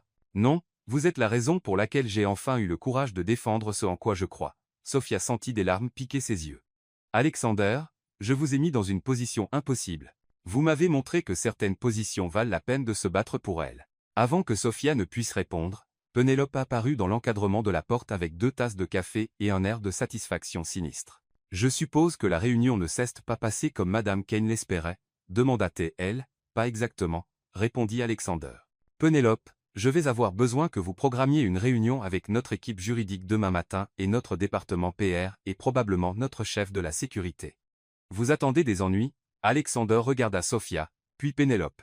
Disons simplement que je pense que nous devrions être préparés à tout. Pénélope hocha la tête et se tourna pour partir, puis s'arrêta. Pour ce que ça vaut, Alexander, je pense que vous avez fait le bon choix. Votre père aurait été fier. Après le départ de Pénélope, Alexander et Sophia restèrent dans un silence confortable pendant plusieurs minutes, tous deux traitant les événements de la dernière heure. Sophia, dit enfin Alexander, je dois vous demander quelque chose, et j'ai besoin que vous soyez complètement honnête. D'accord. Avez-vous des doutes sur tout cela? Sur l'emploi, sur vous impliquer dans le drame familial, sur il gesticula vaguement entre eux. Sophia considéra soigneusement la question. Il y a 2 jours, mon plus grand souci était de payer le loyer. Maintenant je fais apparemment partie d'une lutte de pouvoir de dynastie corporative qui pourrait affecter des milliers d'emplois. Donc oui, je suis terrifié. Mais, Sophia sourit et l'expression illumina tout son visage. Mais je ne me suis jamais sentie plus vivante ou plus sûre que je suis exactement là où je suis censé être. Alexander sentit quelque chose se relâcher dans sa poitrine qu'il n'avait même pas réalisé était tendue. Même en sachant ce à quoi nous faisons face. Surtout en sachant ce à quoi nous faisons face, Alexander. J'ai passé toute ma vie à me battre pour des choses qui comptaient. Ceci est juste un type de combat différent, et si nous perdons, alors nous perdons ensemble, dit simplement Sophia. Mais si nous gagnons, à quoi ressemblerait la victoire pour vous? Sophia réfléchit un moment, une entreprise qui réussit parce qu'elle fait ce qui est juste, pas parce qu'elle fait les choix politiquement convenables. Un lieu de travail où les gens sont valorisés pour leur contribution, pas leur connexion. Et elle s'arrêta, soudain timide. Et une vie bâtie sur l'honnêteté au lieu des attentes. Alexander se leva et marcha autour de son bureau jusqu'où Sophia était assise. Sophia Martinez, vous allez renverser complètement mon monde. Est-ce une bonne ou une mauvaise chose? Demandez-moi dans quelques mois, dit Alexander, lui offrant sa main. Mais en ce moment, je pense que cela pourrait être la meilleure chose qui me soit arrivée. Sophia prit sa main et le laissa la tirer sur ses pieds. Ils restèrent là un moment, assez proches pour qu'elle puisse sentir son eau de Cologne et voir les éclats d'or dans ses yeux verts. Alexander, oui, votre mère va essayer de me détruire. Probablement. Edward Langford va utiliser toutes ses connexions politiques pour endommager Kentek, presque certainement, et Victoria va rendre ma vie aussi difficile que possible. Sans question, Sophia sourit. Heureusement que j'aime les défis. Alexander rit, un son de joie pure qui résonna à travers le bureau vide. Sofia Martinez, je pense que vous pourriez être la personne la plus courageuse que j'ai jamais rencontrée. Ou la plus folle. D'après mon expérience, c'est généralement la même chose. Alors qu'ils rassemblaient leurs affaires et se préparaient à quitter le bureau, aucun d'eux ne remarqua la silhouette observant depuis le bâtiment d'un face, ou l'objectif téléphoto capturant chacune de leurs interactions. Dans le jeu qu'il avait choisi de jouer, l'information était le pouvoir, et quelqu'un s'assurait qu'il en ait beaucoup des deux. La guerre pour l'avenir des Alexander Kane avait officiellement commencé, et Sofia Martinez venait de peindre une très grande cible sur son dos. Mais alors qu'elle sortait de Kentech Industries cette nuit-là, sa main effleurant celle des Alexander alors qu'il attendait l'ascenseur, elle ne pouvait pas se forcer à regretter un seul moment de la collision qui les avait réunis. Certaines batailles, elle apprenait, valaient le risque. Sofia Martinez n'avait jamais imaginé que sa routine matinale inclurait vérifier les sites d'actualité financière avant de se brosser les dents, mais cela était devenu sa réalité au cours des 3 semaines passées depuis la confrontation avec Eleanor Kane et Edward Langford. Alors qu'elle était assise dans son minuscule appartement de Brooklyn à 5h47, ordinateur portable équilibré sur ses genoux et café refroidissant sur la table de nuit, elle scrollait à travers les derniers titres avec un mélange de dread et de détermination. L'action Kentech continue un trading volatile au milieu de questions sur le leadership, lisez le titre du Wall Street Journal. En dessous, Forbes avait publié un article d'analyse intitulé « Quand les choix personnels affectent la performance corporative, une étude de cas en leadership d'affaires moderne ». Et là, enfoui dans la section affaires du New York Times, était un article d'opinion particulièrement vicieux qui fit se nouer l'estomac de Sofia. L'ascension et la chute d'Alexander Kane, comment une femme a détruit une dynastie d'affaires. L'article écrit par quelqu'un avec un accès évident à des informations internes peignait Sofia comme une opportuniste calculatrice qui avait manipulé son chemin dans la vie d'Alexander pour un gain financier. Il détaillait son background de classe ouvrière avec le genre de spécificité qui ne pouvait venir que d'une enquête professionnelle, décrivait ses prêts étudiants comme preuve de désespoir, et suggérait que sa promotion rapide au sein de Kentech était preuve de comportement non éthique de sa part et de celle d'Alexander. Ce qui rendait cela pire était à quel point certains éléments étaient proches de ses propres peurs. Tard la nuit quand elle ne pouvait pas dormir, Sofia se demandait parfois si elle n'était pas vraiment au-dessus de sa tête. Si elle causait plus de mal que de bien, si Alexander serait mieux sans les complications qu'elle avait apportées dans son monde soigneusement ordonné. Mais ensuite elle se rappelait le regard dans ses yeux quand il parlait enfin de faire ses propres choix. La façon dont tout son comportement changeait quand il était autorisé à être lui-même au lieu de l'héritier corporatif parfait que sa mère avait conçu. Elle se rappelait son rire, sa curiosité genuine pour son background, la façon dont il écoutait ses idées, non pas par politesse, mais parce qu'il valorisait genuinement sa perspective. Son téléphone vibra avec un texto d'Alexander. Ne lisez pas l'article d'opinion du Times. C'est des ordures écrites par des gens qui ne vous connaissent pas. Sofia sourit malgré elle et tapa en retour, trop tard, mais merci pour l'avertissement. Penelope prépare un café extra fort ce matin. Vous en aurez besoin pour ce à quoi nous faisons face aujourd'hui. Le sourire de Sofia s'effaça alors qu'elle se rappelait ce qui était prévu pour ce vendredi particulier, la réunion trimestrielle des actionnaires, où Alexander devrait affronter non seulement le conseil d'administration, mais des centaines d'investisseurs, qui avaient vu le prix de l'action Kentech fluctuer sauvagement au cours du mois passé. Ce serait le premier forum public où il devrait aborder la spéculation sur sa vie personnelle et son impact sur l'entreprise, et Sofia serait là assise au premier rang, probablement générant plus de titres juste en existant. Elle ferma l'ordinateur portable, se doucha rapidement, et s'habilla de son tailleur d'affaires le plus conservateur, un ensemble gris anthracite que Penelope l'avait aidé à sélectionner lors d'une virée shopping qui avait ressemblé plus à une planification tactique militaire. Quand vous êtes sous attaque, avait expliqué Penelope tandis que Sofia essayait tenue après tenue. Votre apparence devient partie de votre armure. Chaque détail compte. Le trajet en métro vers Manhattan donna à Sofia du temps pour revoir ses notes pour la réunion. Au cours des 3 semaines passées, elle s'était jetée dans la compréhension de chaque aspect des affaires de Kentech avec une intensité qui avait même impressionné Alexander. Elle pouvait maintenant discuter de stratégies de pénétration de marché, de questions de conformité réglementaire, et d'analyse concurrentielle avec le genre de fluidité qui aurait étonné ses professeurs à NYU. Mais plus que cela, elle était devenue une partie intégrale des opérations quotidiennes MAN d'Alexander. Elle assistait à ses réunions, contribuait aux sessions de planification stratégique, et avait développé une réputation pour poser le genre de questions qui coupaient à travers le jargon corporatif pour arriver au cœur des vrais problèmes. Plusieurs chefs de département avaient commencé à venir directement à elle quand ils devaient présenter des informations difficiles à Alexander, sachant qu'elle les aiderait à les formuler de manière à la fois honnête et constructive. La relation entre eux s'était approfondie aussi, bien qu'il ait été prudent à maintenir des frontières professionnelles au bureau. Il y avait eu des dîners tardifs en travaillant sur des rapports trimestriels, des conversations qui s'étendaient bien au-delà des sujets d'affaires, des moments où leurs mains se touchaient en atteignant le même document, et aucun ne se retirait immédiatement. L'attraction était évidente pour quiconque prenait la peine de regarder, mais ils avaient tous deux convenu sans le discuter explicitement, que le timing était tout, et que ce n'était pas le moment pour des complications romantiques. Quand Sophia arriva à Kentek ce matin-là, elle trouva le bâtiment entouré de camionnettes de nouvelles et de reporters.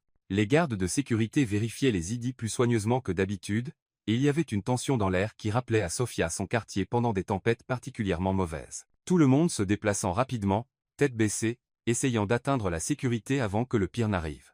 Penelope l'attendait à la banque d'ascenseur avec une expression sinistre et un café extra large. « Comment tenez-vous le coup, ma chère ?»« Comme un boxeur au 12e round, » répondit Sophia, acceptant le café avec gratitude. « Encore debout, mais pas sûr de combien je peux en prendre plus. »« Aujourd'hui va être rude, » avertit Penelope alors qu'elle montait au 38 étage.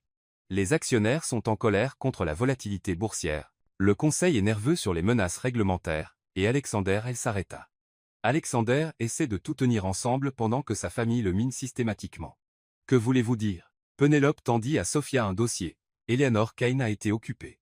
Elle a convaincu 3 membres du conseil d'appeler à un vote de non-confiance si Alexander ne résout pas sa situation personnelle d'ici la fin du mois. Elle a aussi répandu des rumeurs sur sa stabilité et son jugement à quiconque veut écouter. Sophia ouvrit le dossier pour trouver des impressions de posts sur les médias sociaux, des emails fuités, et ce qui semblait être des rapports d'enquêteurs privés sur son propre background. Le niveau de détail était stupéfiant. Ils avaient découvert le statut d'immigration de son père, l'horaire de travail de sa mère, même sa moyenne à l'université, et les emplois qu'elle avait eus pour payer l'école. « Comment est-ce légal ?» demanda Sophia, feuilletant page après page de sa propre vie exposée. Techniquement, il n'est pas illégal d'enquêter sur le background de quelqu'un, surtout si cette personne est en position d'influence dans une grande corporation, expliqua Penelope. Et Eleanor Kane a assez de connexions pour s'assurer que l'enquête reste dans les limites légales, même si elle viole chaque principe de décence. Penelope, devrais-je simplement démissionner si mon présence ici cause autant de dommages à l'entreprise? Sophia Martinez, n'osez pas. La voix de Penelope était assez tranchante pour couper du verre. Savez-vous ce que j'ai vu en 30 ans de travail pour des hommes puissants? Je les ai vus prendre des décisions basées sur la peur, la cupidité, l'opportunisme politique et le go. Savez-vous ce que je n'ai jamais vu jusqu'à ce que vous entriez dans ce bâtiment? Quelqu'un prenant des décisions basées sur ce qui est réellement juste. Avant que Sophia ne puisse répondre, Alexander émergea de son bureau l'air d'un homme se préparant à la bataille. Son costume était impeccable, ses cheveux parfaitement coiffés.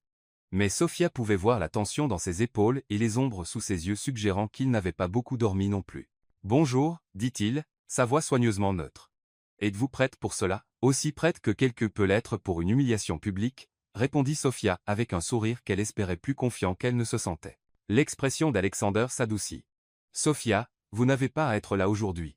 Vous pourriez travailler de chez vous, éviter le cirque médiatique. Alexander Kane, si vous pensez que je vais vous laisser affronter cela seul, vous n'avez évidemment pas prêté attention le mois passé. Les reporters vont vous déchirer. Alors ils devront passer par moi d'abord, dit fermement Penelope. Et j'ai traité avec des vautours corporatifs plus longtemps que la plupart d'entre eux sont en vie. » Alexander regarda entre les 2 femmes qui étaient devenues ses alliés les plus proches et sentit quelque chose qui pourrait être de l'espoir. « Dans ce cas, allons leur montrer de quoi nous sommes faits. » La réunion des actionnaires se tenait dans l'auditorium principal de Kentek, un espace élégant qui pouvait accueillir près de 500 personnes. Au moment où Sophia, Alexander et Penelope arrivèrent, il était bondé d'investisseurs, de reporters, et de ce qui semblait être plusieurs représentants d'entreprises tech concurrentes qui n'avaient aucune raison légitime d'être là sauf pour regarder la potentielle chute d'un rival majeur. Sophia prit son siège au premier rang, acutely consciente des caméras qui pivotaient pour suivre son mouvement et des conversations murmurées qui éclataient quand quelqu'un la reconnaissait des couvertures médiatiques. Elle garda son expression neutre et sa posture confiante, canalisant chaque leçon que sa mère lui avait enseignée sur la dignité sous pression. Alexander monta sur scène avec le genre de présence imposante qui l'avait rendu milliardaire à 32 ans. Pendant les 20 premières minutes, il livra une présentation sur la performance financière de Kentek, site thoroughly professionnel et basé sur des données que même les questionneurs, les plus hostiles devaient admettre que l'entreprise performait en fait mieux qu'elle ne l'avait fait depuis des années. Nos profits du 3e trimestre sont en hausse de 18% par rapport à l'année dernière, expliqua Alexander, cliquant à travers des slides montrant une croissance impressionnante dans plusieurs secteurs. Nous nous sommes étendus à 3 nouveaux marchés internationaux, lancé 2 lignes de produits innovantes, et augmenté notre effectif de 12% tout en maintenant des ratings de satisfaction des employés leaders dans l'industrie. Une main se leva du milieu de l'auditorium. Sophia reconnut l'homme comme Robert Harrington, l'un des membres du conseil qui avait initialement été soutenant, mais était devenu de plus en plus critique alors que la couverture médiatique s'intensifiait. Monsieur Kane. Bien que les chiffres financiers soient certainement encourageants, il y a un éléphant dans la pièce que nous devons aborder. La volatilité de notre cours boursier au cours du mois passé a coûté des millions de dollars aux actionnaires. Comment répondez-vous aux suggestions que vos décisions personnelles ont compromis votre capacité à diriger cette entreprise efficacement? Alexander s'était préparé à cette question pendant des semaines, mais Sophia pouvait voir sa mâchoire se crisper presque imperceptiblement. Monsieur Harrington, j'apprécie votre préoccupation sur la volatilité boursière. Cependant, je soulignerai que les fluctuations du marché basées sur la spéculation et les rumeurs sont temporaires, tandis que la force fondamentale de nos opérations d'affaires fournit de la valeur à long terme pour nos actionnaires. Mais sûrement vous ne pouvez pas nier que la spéculation est directement liée. à votre décision de rompre vos fiançailles avec Victoria Langford. L'auditorium devint silencieux. Sophia pouvait sentir des centaines de regards se tourner vers elle, et elle se força à rester parfaitement immobile, malgré l'envie de fuir ou de se lever pour défendre Alexander elle-même. Mes relations personnelles ne sont pas soumises à l'approbation des actionnaires, répondit calmement Alexander. J'ai été élu à ce poste en raison de ma capacité à diriger cette entreprise, pas de ma volonté à entrer dans des mariages arrangés à des fins commerciales. Un reporter au fond leva la main. Monsieur Kane, il y a des rapports selon lesquels votre relation avec votre assistante exécutive, Sophia Martinez, a commencé avant que vous ne mettiez fin à vos fiançailles. Comment répondez-vous aux suggestions que vous avez compromis l'éthique professionnelle pour des raisons personnelles?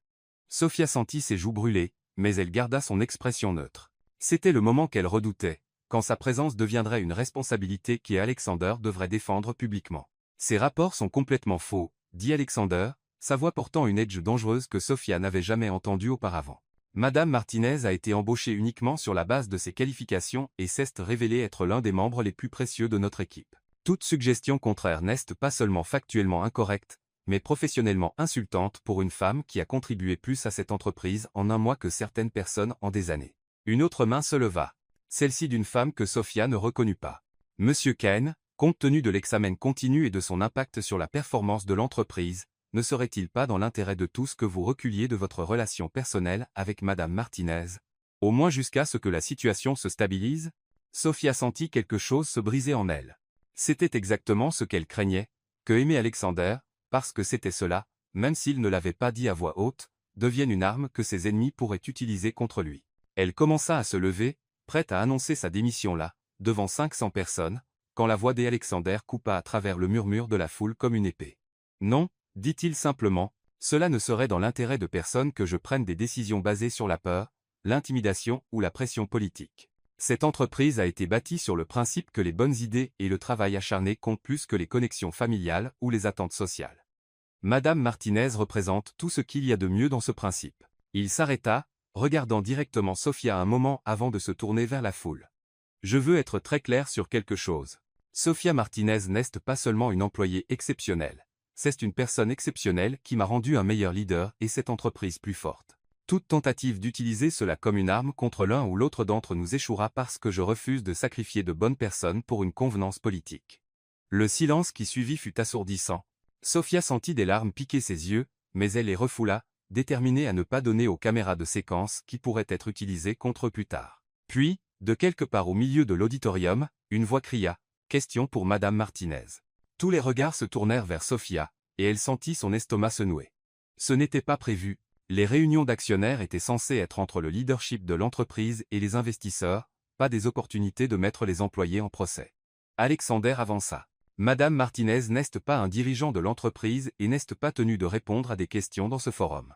Je répondrai, dit Sophia, se levant avant de perdre son courage. S'il voulait la rendre partie de ce combat, alors elle allait se battre. L'auditorium redevint silencieux alors que Sophia marchait vers l'avant de la salle. Alexander s'écarta pour lui donner accès au micro, et elle pouvait voir à la fois de la fierté et de l'inquiétude dans ses yeux. Merci, dit Sophia, sa voix portant clairement à travers le système sonore. Je sais que beaucoup d'entre vous ont des questions sur mon background, mes qualifications et ma relation avec Monsieur Kane. Alors, soyons complètement transparents. Elle prit une inspiration et regarda la mère de visage.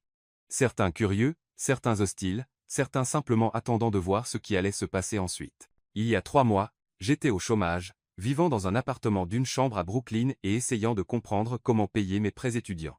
Jay grandit dans une famille où nous mesurions le succès en termes de garder l'électricité allumée et d'avoir assez de nourriture pour le dîner. Jay fréquentait des écoles publiques, travaillait plusieurs emplois pour payer l'université et obtenu un diplôme en affaires avec une montagne de dettes. Elle s'arrêta, rassemblant ses pensées. Jay rencontrait Monsieur Ken parce que je l'ai littéralement heurté sur la 5e avenue en me précipitant à un entretien d'embauche. Il m'a embauché non pas à cause de qui je suis ou d'où je viens, mais parce qu'il croyait que je pouvais contribuer quelque chose de précieux à cette entreprise. Au cours du mois passé, j'ai travaillé 16 heures par jour pour apprendre chaque aspect des opérations de Kentech. Jay contribuait à des sessions de planification stratégique, participait à des réunions du conseil, et aidait à développer des solutions à des défis commerciaux complexes. Je l'ai fait non pas parce que j'essaie de manipuler quiconque ou de gagner une influence inappropriée, mais parce que je crois en cette entreprise et en ce qu'elle représente. Quelqu'un dans la foule cria, « Et votre relation avec Monsieur Ken ?» Sophia sentit ses joues chauffer, mais elle ne détourna pas le regard de la foule. Et alors, nous sommes deux adultes, qui nous respectons professionnellement et nous soucions l'un de l'autre personnellement. Aucun de ces faits n'a compromis notre capacité à faire notre travail ou à servir les meilleurs intérêts de cette entreprise. Mais sûrement vous pouvez voir comment l'apparence d'impropriété, interrompit Sophia, n'existe que si vous croyez qu'une femme de mon background est incapable de gagner sa position par le mérite, ou qu'un homme dans la position de Monsieur Khan est incapable de prendre des décisions professionnelles basées sur les qualifications plutôt que l'attraction personnelle. L'auditorium était maintenant complètement silencieux. Sophia pouvait voir des reporters prenant frénétiquement des notes et des caméras focalisées sur son visage. Je comprends que beaucoup d'entre vous sont préoccupés par la volatilité boursière et l'attention médiatique, continua Sophia. Préféreriez-vous un leader qui prend des décisions basées sur ce qui est juste ou un qui prend des décisions basées sur ce qui est convenable? Préféreriez-vous investir dans une entreprise qui valorise l'innovation et le mérite ou une qui perpétue les réseaux de vieux garçons et les mariages arrangés à des fins commerciales? Elle regarda directement Robert Harrington. Monsieur Harrington, vous avez demandé le coût de la spéculation pour les actionnaires. Je dirais que le vrai coût serait si cette entreprise compromettait ses valeurs pour apaiser des gens qui préfèrent les accords commerciaux au leadership authentique. Sophia se tourna vers l'auditorium complet. Je sais que ma présence ici a créé des complications, je sais que certains d'entre vous préféreraient que je disparaisse simplement pour rendre votre vie plus facile. Mais je sais aussi que les meilleures entreprises sont construites par des gens prêts à se battre pour ce qui est juste, même quand c'est difficile. Elle s'arrêta, regardant la foule une dernière fois. Je ne vais nulle part. Cette entreprise mérite des leaders qui choisissent le courage plutôt que la convenance, et je suis honoré de travailler aux côtés de quelqu'un qui incarne ce principe chaque jour. Sophia recula du micro et retourna à son siège, son cœur battant si fort qu'elle était sûre que tout le monde dans l'auditorium pouvait l'entendre. Le silence s'étira pendant ce qui sembla des heures avant que quelqu'un au fond commence à applaudir. Les applaudissements se répandirent lentement d'abord, puis plus rapidement jusqu'à ce que environ la moitié de l'auditorium applaudisse. Ce n'était pas une approbation universelle. Sophia pouvait voir beaucoup de visages désapprobateurs et de regards hostiles, mais c'était assez pour envoyer un message clair que tout le monde n'était pas prêt à laisser la peur et la manipulation diriger les décisions d'affaires. Alexander revint au micro, et Sophia pouvait voir quelque chose dans son expression qu'elle n'avait jamais vu auparavant. Pas seulement de l'admiration ou de l'attraction, mais quelque chose de plus profond et de plus profond. « Merci, Madame Martinez, dit-il formellement, bien que ses yeux transmettent beaucoup plus que ses mots. Cela conclut notre présentation aujourd'hui. Nous serons heureux de répondre à toute question supplémentaire sur les opérations de l'entreprise via nos canaux normaux de relations avec les investisseurs. » Alors que la réunion se dispersait, Sophia se retrouva entourée d'un mélange de reporters, d'investisseurs et d'employés de Kentech. Une partie de l'attention était hostile, mais beaucoup étaient soutenants, des gens qui se présentaient comme de petits actionnaires, des employés d'autres départements, même quelques membres du conseil qui exprimèrent tranquillement leur approbation de son discours. Penélope apparut à son coude avec l'efficacité d'un agent des services secrets aidant à naviguer à travers la foule vers la sortie. « Bien joué, ma chère, murmura-t-elle. C'était soit très courageux, soit très stupide. Probablement les deux, répondit Sophia, encore tremblante de l'adrénaline. Elles atteignirent la banque d'ascenseur avant qu'Alexander ne les rattrape, ayant été retardés par un groupe de membres du conseil qui voulaient discuter des implications des événements du matin. « Sophia, dit-il alors que les portes de l'ascenseur se fermaient. C'était possiblement un suicide professionnel. Incroyable, termina Alexander. Je n'ai jamais vu personne gérer un questionnement hostile comme cela. J'avais une bonne motivation, dit Sophia, le regardant directement. Quelqu'un m'a récemment appris que certaines batailles valent le risque. Penélope s'éclaircit la gorge. Si je peux interrompre ce moment d'admiration mutuelle, nous devons discuter de la stratégie pour le reste de la journée. Les téléphones vont sonner sans arrêt. Les médias vont vouloir des entretiens de suivi, et je soupçonne que Eleanor Kane va avoir des opinions très fortes sur les événements de ce matin. Comme invoqué par son nom, le téléphone d'Alexander sonna, l'identifiant d'appelant montrait Eleanor Kane. Devrais-je répondre demanda Alexander. Autant en finir, dit Sophia. Elle va être furieuse quel que soit le moment où vous lui parlez. Alexander répondit au téléphone, le mettant sur haut-parleur pour qu'elle puisse tout entendre. Alexander. La voix d'Eleanor était une fureur glaciale. Qu'exactement pensiez-vous accomplir ce matin? Bon après-midi, mère. Je pensais diriger une réunion d'actionnaires. Vous pensiez diriger un coup de publicité pour votre petite copine. Avez-vous la moindre idée des dommages que vous avez causés à la réputation de la famille? Sophia sentit ses joues brûler, mais la voix d'Alexander resta stable. Je défendais une employée précieuse contre des attaques injustes. Une employée précieuse? Le rire d'Eleanor était assez tranchant pour couper du verre. Alexander, cette fille vient de se lever devant 500 personnes et d'annoncer qu'elle couche avec vous. Elle a annoncé que nous nous soucions l'un de l'autre personnellement, ce qui est à peine une nouvelle scandaleuse. C'est scandaleux quand cela affecte des relations d'affaires, qui ont pris des décennies à construire. Edward Langford est furieux, il a déjà passé des appels à 3 bureaux du Congrès et à la SEC. Vous avez jusqu'à lundi pour réparer cette situation où il va rendre votre vie très difficile. L'ascenseur atteignit leur étage et ils marchèrent vers le bureau d'Alexander tandis que Eleanor continuait sa tirade. Et une autre chose, la voix d'Eleanor crépita à travers le haut-parleur du téléphone. J'ai parlé à plusieurs membres du conseil qui sont prêts à appeler à votre destitution si vous ne commencez pas à montrer un meilleur jugement. Laissez-les essayer, dit Alexander, s'installant dans son fauteuil. J'ai assez de soutien des actionnaires pour survivre à un défi du conseil. L'avez-vous? Parce que je ne suis pas sûr que votre petit discours de ce matin ait convaincu quiconque que vous êtes capable de mettre les intérêts commerciaux avant les désirs personnels. Sophia en avait assez entendu. Elle tendit la main pour le téléphone, mais Alexander secoua la tête, voulant gérer cela lui-même. Je ne vais pas sacrifier mon intégrité ou la carrière de Sophia pour apaiser des gens qui pensent que les affaires devraient être conduites comme des mariages arrangés du XVIIIe siècle. Si cela vous déçoit, je suis désolé, mais je ne change pas d'avis. Alors vous êtes un fou, dit Eleanor, et la ligne se coupa. Alexander posa le téléphone et regarda Sophia et Pénélope. Eh bien, cela s'est passé à peu près comme prévu. Alexander, dit doucement Sophia, votre mère a raison sur une chose, je cause des problèmes pour vous et l'entreprise. Être serait-il mieux si Sophia Martinez, si vous dites que vous démissionnez, je vais vous enfermer dans ce bureau jusqu'à ce que vous reveniez à la raison. Pénélope rit malgré la tension, j'aimerais voir cela. Sophia pourrait probablement vous battre dans un combat équitable. Le point est, continua Alexander, se levant et se déplaçant vers la fenêtre surplombant Manhattan. Je ne suis pas intéressé à diriger une entreprise où de bonnes personnes sont sacrifiées pour une convenance politique. Si le conseil veut me destituer pour cela, alors être que ce n'est pas la bonne entreprise pour moi non plus. Sophia le rejoignit à la fenêtre, regardant la ville s'agiter en dessous d'eux. Vous abandonneriez vraiment tout cela pour moi? Alexander se tourna pour la regarder, et l'expression dans ses yeux fit s'arrêter son cœur. Sophia, j'abandonnerai tout pour la chance de construire quelque chose de réel avec vous, mais je ne pense pas que cela en viendra là. Comment pouvez-vous en être si sûr? Parce que, dit Alexander avec un sourire de pure confiance, nous allons leur montrer que faire ce qui est juste n'est pas seulement moralement supérieur, c'est aussi de bonne affaire. Avant que Sophia ne puisse demander ce qu'il voulait dire, Pénélope apparut dans l'encadrement de la porte avec une pile de papier et une expression d'excitation à peine contenue. Alexander, vous allez vouloir voir cela, dit-elle, étalant les papiers sur son bureau. Le cours de l'action monte régulièrement depuis la fin de la réunion des actionnaires. Nous sommes en hausse de 4,5 points au cours des 2 dernières heures, Alexander fronça les sourcils. Cela n'a pas de sens, la réunion était controversée au mieux. Apparemment, dit Pénélope avec un sourire, les investisseurs aiment l'authenticité. Il y a déjà 3 grands blocs financiers louant le discours de Sophia comme un exemple de nouveau paradigme de leadership et de culture corporative basée sur les valeurs. Un analyste l'appelle la communication corporative la plus honnête qu'il ait vue en 20 ans.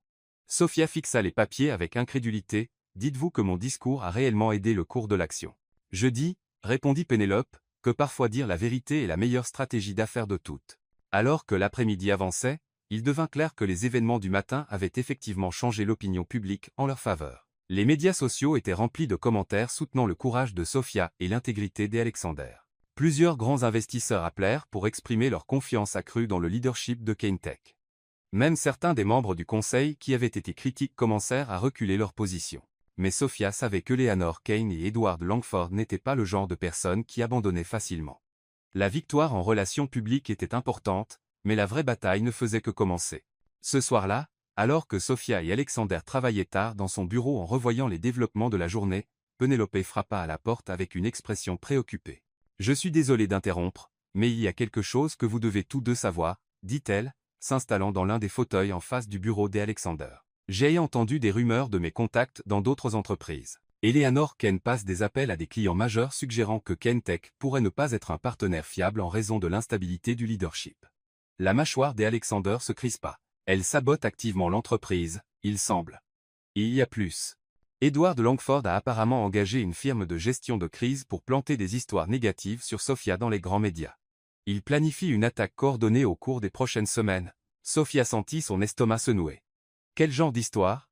Les tactiques habituelles d'assassinat de caractère, questions sur vos qualifications, implications sur vos motivations, peut être quelques scandales fabriqués pour distraire des vrais problèmes. Alors, que faisons-nous? Demanda Alexander. Pénélope sourit, et il y avait quelque chose d'almost prédateur dans l'expression. Nous nous battons, mais pas comme ils s'y attendent, que voulez-vous dire? Je veux dire, dit Pénélope, sortant son propre dossier de papier, que Eleanor Kane et Edward Langford ne sont pas les seuls avec des connexions puissantes, et ils sont sur le point d'apprendre que sous-estimer Sofia Martinez était leur première erreur. Alors que Sofia regardait la détermination dans les yeux d'Alexander et de Pénélope, elle réalisa que ce qui avait commencé comme une collision accidentelle sur la 5e avenue était devenu quelque chose de beaucoup plus grand. Pas seulement une histoire d'amour, mais une lutte pour le droit de définir le succès à leurs propres termes. La guerre était loin d'être terminée, mais pour la première fois depuis son début, Sofia sentait qu'il pourrait réellement avoir une chance de gagner. Le skyline de Manhattan scintillait comme une carte mère contre l'obscurité précédant l'aube. Alors que Sofia Martinez se tenait sur le balcon de l'appartement penthouse d'Alexander, une tasse de café réchauffant ses mains et un sentiment d'anticipation vibrant dans ses veines. Cela faisait 6 semaines depuis la réunion des actionnaires qui avait tout changé et aujourd'hui marquait la culmination de la période la plus intense de sa vie. Dans les semaines suivant son discours public, Sofia avait découvert que dire la vérité dans une salle de conseil corporative était apparemment une occurrence si rare qu'elle l'avait rendu quelque chose d'une sensation médiatique. Des écoles de commerce lui demandaient de parler aux étudiants sur le leadership authentique dans les corporations modernes. 3 grands éditeurs l'avaient approché pour écrire un livre sur les pratiques d'affaires basées sur les valeurs. Et le plus surprenant, elle avait été invitée à rejoindre le conseil d'administration de 2 organisations à but non lucratif différentes focalisées sur la création d'opportunités pour les diplômés universitaires de première génération dans le monde des affaires. Mais être le développement le plus significatif avait été la révélation de Pénélope sur la contre-offensive, comme elle l'avait pris l'habitude d'appeler avec un plaisir évident.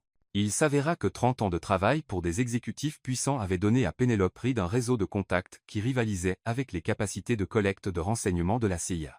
Elle savait où les corps étaient enterrés, quels membres du conseil avaient des conflits d'intérêts non déclarés, et exactement quels politiciens devaient des faveurs à qui. Plus important, elle avait discrètement documenté les tentatives d'Eleanor Kane de saboter Kentek pendant des semaines, construisant un dossier qui rendrait très difficile pour l'aîné Kane de continuer sa campagne sans faire face à de sérieuses conséquences légales. La beauté de se battre contre des gens qui pensent qu'ils sont intouchables, avait expliqué Pénélope pendant l'une de leurs sessions de stratégie, et qu'ils oublient souvent de couvrir correctement leurs traces. Eleanor Kane a été si confiante dans sa propre immunité qu'elle a laissé une piste papier qu'un étudiant en droit de première année pourrait suivre. Les preuves que Pénélope avait rassemblées étaient accablantes. Des enregistrements téléphoniques où Eleanor discutait explicitement d'endommager les relations d'affaires de Kentek, des chaînes de mailles coordonnant des attaques médiatiques sur Sofia et des registres financiers montrant des paiements à des enquêteurs privés et des firmes de gestion de crise. Le plus accablant de tout était des messages textes entre Eleanor et Edward Langford discutant de leur plan pour forcer Alexander hors de sa propre entreprise et installer un PDG plus gérable qui serait correctement reconnaissant leur soutien. Aujourd'hui était le jour où il présenterait toutes ses preuves au conseil d'administration de Kentek dans ce que Alexander avait privément surnommé l'option nucléaire. C'était un risque calculé qui pourrait soit terminer le conflit décisivement en leur faveur, soit l'escalader à des niveaux qui pourraient détruire des relations de manière permanente. Mais après des semaines à regarder sa mère tenter systématiquement de détruire à la fois son entreprise et la femme qu'il aimait, Alexander avait décidé que certaines relations ne valaient pas la peine d'être préservées. « Vous êtes debout tôt » dit Alexander, sortant sur le balcon avec sa propre tasse de café. Même à 6 heures du matin, il avait l'air parfaitement assemblé, bien que Sofia ait appris à lire les signes subtils de stress dans la façon dont il tenait ses épaules et la légère crispation autour de ses yeux. « Je n'arrivais pas à dormir » admit Sofia, se penchant dans sa chaleur alors qu'il passait un bras autour d'elle, grande journée devant. Nerveuse, terrifiée, dit honnêtement Sofia, mais aussi excitée. « Est-ce bizarre » Alexander rit, le son résonnant à travers sa poitrine où la tête de Sophia reposait contre son épaule. Si c'est le cas, alors nous sommes tous deux bizarres. J'ai l'impression que nous sommes sur le point de gagner la guerre ou de couler dans le plus spectaculaire échec corporatif de l'histoire récente. Eh bien, quand vous le dites comme cela, comment pourrais-je être nerveuse?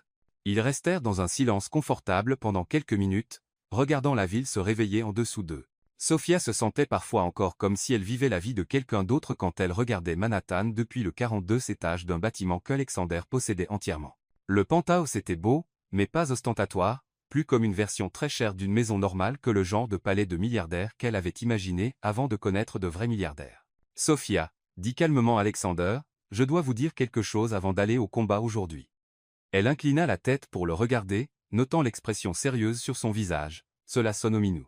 Ce n'est pas omineux. C'est juste important. Alexander se tourna pleinement vers elle, prenant ses mains dans les siennes. Quoi qu'il arrive aujourd'hui, que nous gagnions, perdions, ou finissions dans une sorte d'impasse corporative, je veux que vous sachiez que vous rencontrer a été la meilleure chose qui me soit arrivée. Sophia sentit son cœur sauter un battement. Alexander, je sais que le timing est terrible.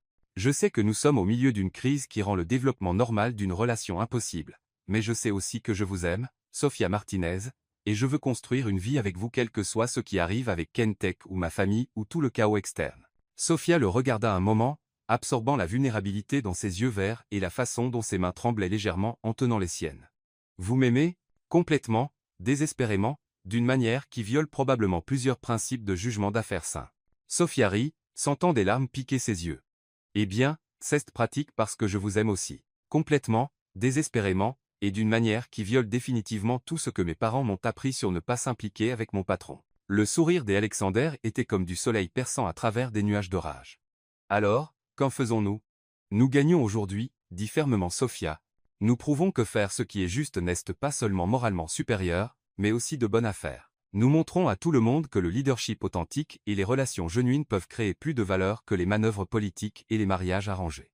Et ensuite, nous découvrons ce qui vient après ensemble. Alexander se pencha et l'embrassa, et Sophia sentit la même connexion électrique qui avait sparké entre eux depuis le moment où elle avait roulé sur le capot de sa Ferrari 6 semaines plus tôt. Mais maintenant c'était plus profond, plus riche, tempéré par des défis partagés et un respect mutuel, et le genre de partenariat qui pouvait résister à n'importe quelle tempête. Nous devrions probablement nous préparer, dit Alexander à contre-cœur, bien qu'il ne fasse aucun mouvement pour la lâcher. Probablement, convint Sophia, tout aussi réticente à briser le moment. Ils furent interrompus par le son du téléphone des Alexander sonnant de l'intérieur de l'appartement. Il grogna et alla répondre, revenant quelques minutes plus tard avec une expression sinistre. C'était Pénélope, dit-il. Ma mère vient d'arriver au bâtiment Kentek avec ce qui semble être une équipe d'avocats et un représentant de l'équipe juridique de la famille Langford. Elle fait son mouvement, on dirait. Apparemment, elle appelle une réunion d'urgence du conseil pour discuter de mon aptitude à diriger l'entreprise et exige un vote immédiat de non-confiance. Sophia sentit son estomac se nouer. Peut-elle faire cela? Elle peut essayer. Mais Pénélope dit que nos supporters au conseil sont prêts, et les preuves que nous avons rassemblées devraient suffire à renverser cela. L'expression des Alexander était déterminée, mais inquiète. Sophia, vous n'avez pas à être là pour cela. Cela va devenir laid, et il n'y a aucune raison pour vous d'être dans la ligne de feu. Alexander Kahn, dit Sophia, empruntant le ton de Pénélope. Si vous pensez que je vais vous laisser affronter Eleanor Kahn seule après tout ce que nous avons traversé, vous ne comprenez évidemment toujours pas avec qui vous avez affaire. J'espérais que vous diriez cela, admit Alexander avec un sourire. Mais je devais offrir va bien. Ne vous attendez simplement pas à ce que j'accepte. Une heure plus tard, Sophia se retrouvait à marcher dans le bâtiment Kentek aux côtés d'Alexander et Pénélope. Tous trois habillés comme s'ils allaient à la guerre, ce qui, d'une certaine manière, était le cas. Le hall bourdonnait d'une activité inhabituelle pour 8 heures un samedi matin, et Sophia pouvait voir plusieurs visages inconnus en costumes coûteux qui n'étaient évidemment pas des employés réguliers. La cavalerie est arrivée, murmura Pénélope alors qu'elle approchait de la banque d'ascenseur. Eleanor a amené Edward Langford, Victoria, et ce qui semble être la moitié des talents juridiques les plus chers de Manhattan. Et quoi vont nous amener? Demanda Sophia. La vérité, répondit Alexander. Et les compétences organisationnelles, terrifiantes de Pénélope. N'oubliez pas la capacité de Sophia à inspirer les gens avec des concepts radicaux comme l'honnêteté et l'intégrité, ajouta Pénélope avec un sourire légèrement prédateur. Cela s'est révélé surprenamment efficace jusqu'à présent. Le trajet en ascenseur jusqu'aux 38 étages sembla à la fois trop long et trop court. Sophia pouvait sentir la tension rayonnant d'Alexander, bien que son expression reste calme et confiante. Elle tendit la main et serra la sienne doucement, sentant une partie de la tension quitter ses épaules. « Quoi qu'il arrive, murmura-t-elle. Nous sommes dans cela ensemble.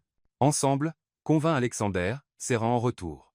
Les portes de l'ascenseur s'ouvrirent pour révéler ce qui ressemblait à une zone de guerre corporative. Eleanor Kane s'était établie dans la salle de conférence principale avec son équipe de conseillers tandis que plusieurs membres du conseil se regroupaient en petits groupes à travers l'étage, choisissant clairement des côtés pour la bataille à venir. Victoria Langford se tenait près des fenêtres dans un tailleur blanc qui la faisait ressembler à une reine de glace. Et Edward Langford était au téléphone avec quelqu'un qui était apparemment très important vu la déférence dans sa voix. « Alexander, dit Eleanor dès qu'elle les vit, sa voix portant à travers l'étage comme une proclamation royale. Je suis contente que vous soyez là. Nous avons des questions importantes à discuter, mère, répondit uniformément Alexander. Je comprends que vous avez appelé une réunion d'urgence du conseil. J'ai appelé une réunion pour aborder la crise de leadership qui mine cette entreprise depuis des semaines. Mon fils a permis à des relations personnelles de compromettre son jugement, d'endommager des alliances commerciales importantes, et de créer une volatilité inutile dans notre cours boursier. Elle gesticula vers Sophia sans la regarder directement. La situation avec mademoiselle Martinez est devenue une distraction que nous ne pouvons plus nous permettre. Edward Langford a clairement indiqué que la protection réglementaire continue et le soutien politique dépendent d'un retour à un leadership stable et responsable. Edward hocha gravement la tête. J'ai dépensé un capital politique considérable au fil des ans pour m'assurer que KaneTech bénéficie d'un traitement favorable des agences réglementaires et des comités du Congrès. Cette protection est conditionnelle à la confiance dans le leadership de l'entreprise et son engagement à maintenir des relations importantes. En d'autres termes, dit calmement Alexander, vous menacez d'utiliser vos connexions politiques pour endommager l'entreprise si je n'épouse pas votre fille. J'offre de continuer à protéger l'entreprise si vous démontrez un meilleur jugement sur les priorités, répondit fluidement Edward. Vanessa Whitmore se pencha en avant. Monsieur Langford, suggérez-vous sérieusement que les relations personnelles d'un PDG devraient être soumises à une approbation politique? Je suggère que les PDG de grandes corporations ont des responsabilités qui s'étendent au-delà de leurs préférences personnelles. Et je suggère, dit Penelope, se levant avec sa pile de dossiers, que toute cette conversation est basée sur une incompréhension fondamentale de qui menace qui. Les yeux d'Eleanor flashèrent dangereusement. Penelope, vous êtes hors de ligne. Le suis-je? Penelope se déplaça vers l'écran de présentation à l'avant de la salle et connecta son ordinateur portable parce que j'ai une documentation très intéressante qui suggère le contraire. Ce qui suivit fut la destruction la plus méthodique d'une réputation que Sophia ait jamais vue. Penelope présenta des enregistrements téléphoniques, des chaînes de mailles, des transactions financières, et des messages textes qui peignaient un tableau clair d'Eleanor Kane et Edward Langford tentant systématiquement d'endommager les relations d'affaires de KaneTech, de manipuler la couverture médiatique, et de forcer Alexander dans un mariage non désiré par coercition économique. Les preuves étaient accablantes et indéniables. Le visage d'Eleanor devint plus pâle à chaque révélation, tandis que l'expression d'Edward Langford passait de confiante à préoccupée à genuinement alarmée. « D'où avez-vous obtenu ces enregistrements » demanda Eleanor quand Penelope joua une conversation téléphonique particulièrement accablante dans laquelle Eleanor discutait explicitement de saboter la relation de KaneTech avec un client majeur. De gens qui croient que les affaires devraient être conduites éthiquement, répondit calmement Penelope. C'est incroyable combien d'exécutifs sont prêts à documenter des conversations quand ils sont préoccupés par la responsabilité légale. Robert Harrington étudiait les registres financiers que Penelope avait distribués. Eleanor, ces paiements à des firmes de gestion de crise et des enquêteurs privés. Avez-vous autorisé ces dépenses de vos comptes personnels? Je protégeais les intérêts de la famille, dit défensivement Eleanor. En sabotant l'entreprise familiale, la voix de Vanessa était tranchante de désapprobation. Eleanor, vous avez activement travaillé à endommager l'entreprise que votre fils dirige. Comment est-ce protéger les intérêts de quiconque? Alexander a perdu la perspective, répondit Eleanor, bien que sa voix soit moins certaine maintenant.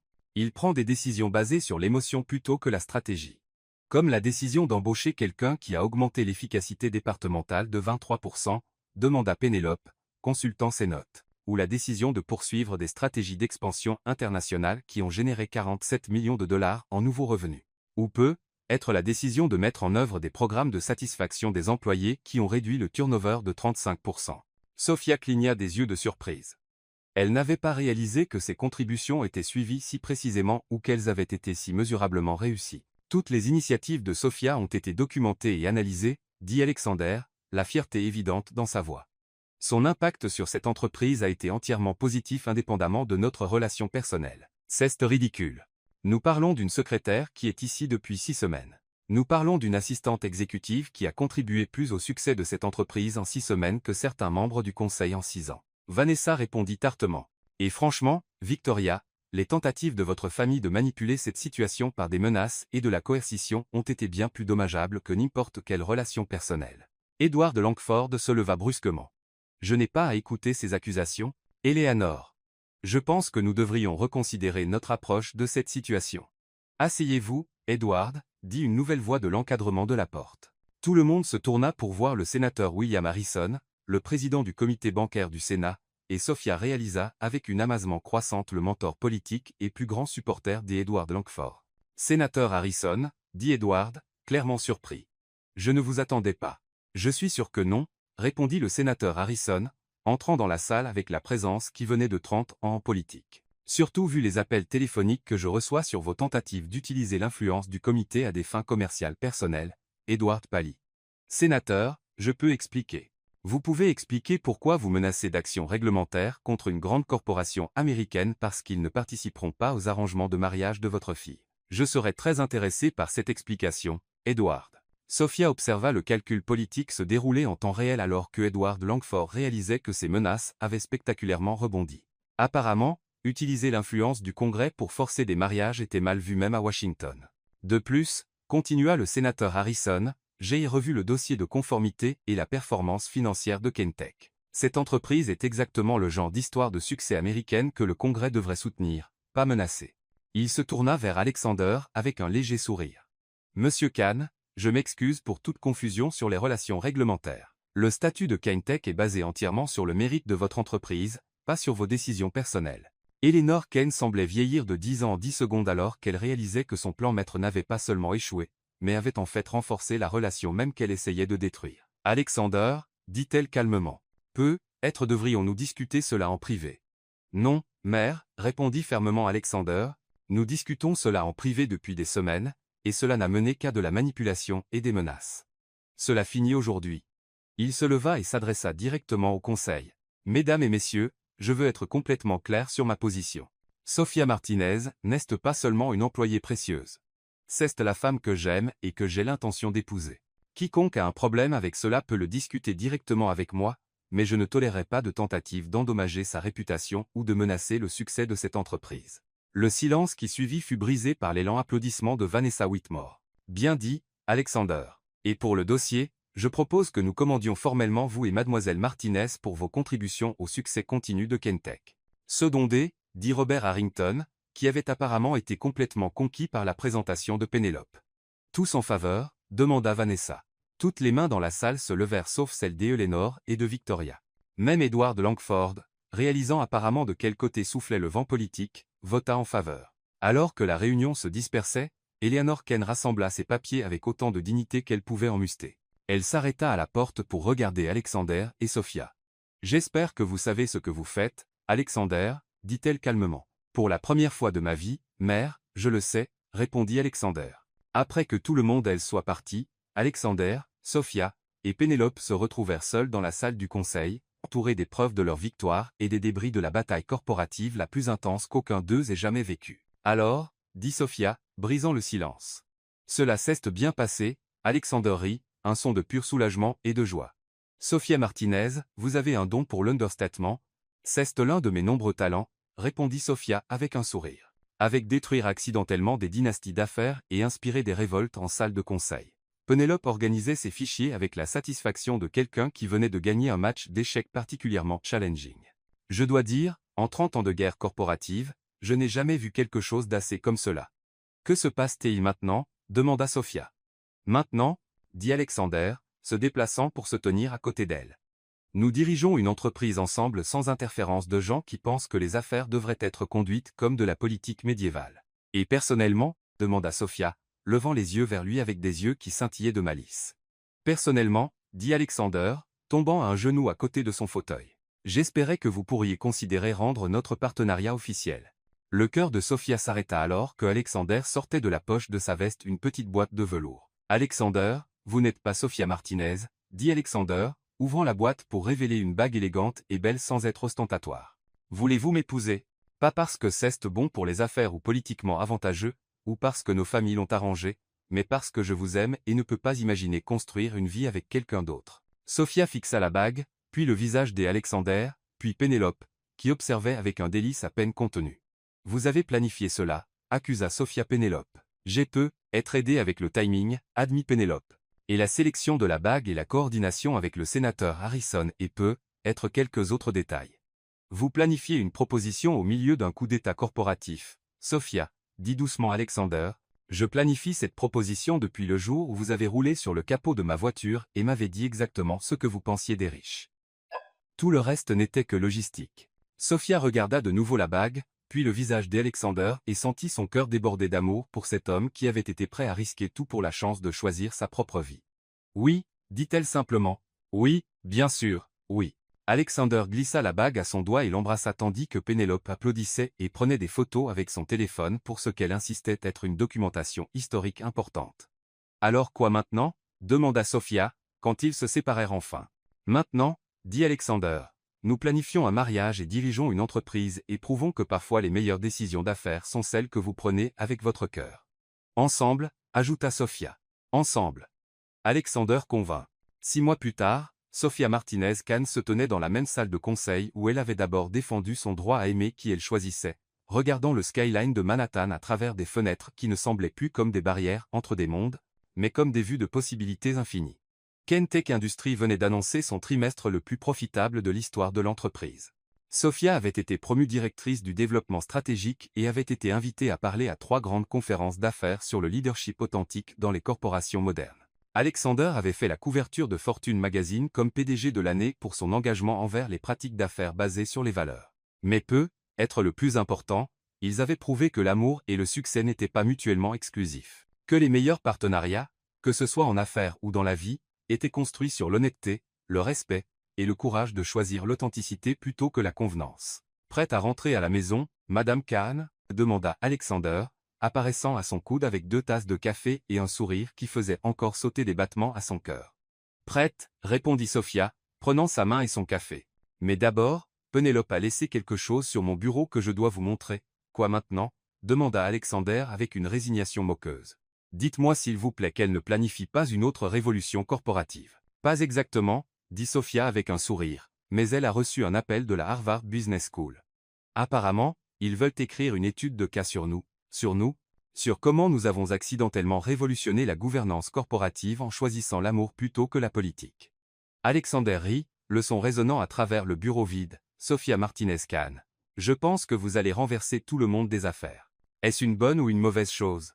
Demandez-moi dans quelques années, dit Alexander, l'attirant prêt pour un baiser. Mais en ce moment, je pense que cela pourrait être la meilleure chose qui soit arrivée à l'Amérique corporative.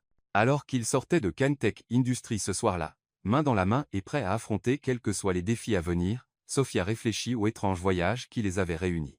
Un accident de voiture avait mené à un entretien d'embauche qui avait mené à une bataille corporative qui avait mené à une histoire d'amour qui prouvait que parfois les collisions les plus importantes dans la vie étaient celles que vous ne voyez jamais venir. Au fait, dit Alexander alors qu'il attendait l'ascenseur. J'ai des nouvelles, bonnes nouvelles ou mauvaises nouvelles, bonnes nouvelles. Eleanor a appelé aujourd'hui, elle veut dîner pour s'excuser et rencontrer correctement sa future belle-fille. Sophia haussa un sourcil. Et vous avez dit ? J'ai dit que nous serions ravis tant qu'elle promet de ne pas amener d'avocats, de consultants en gestion de crise, ou de politiciens avec des agendas cachés. Et elle a accepté. Elle a accepté. Apparemment, regarder son fils construire une entreprise réussie tout en maintenant son intégrité lui a donné une nouvelle perspective sur ce qui constitue un bon jugement d'affaires. Sophia sourit alors que les portes de l'ascenseur s'ouvraient. Eh bien, c'est du progrès, c'est de l'amour. Alexander corrigea, parfois il faut juste du temps aux gens pour le reconnaître. Alors qu'ils descendaient vers le hall et la vie qu'ils construisaient ensemble, Sophia pensa à toutes les façons dont l'amour pouvait transformer non seulement des individus, mais des entreprises entières, des familles, et des communautés. Elle avait appris que la chose la plus radicale que vous pouviez faire dans un monde construit sur des attentes et des arrangements était de choisir l'authenticité. D'insister pour construire des relations basées sur la vérité plutôt que la convenance. Ce n'était pas toujours facile, et ce n'était certainement pas toujours sûr.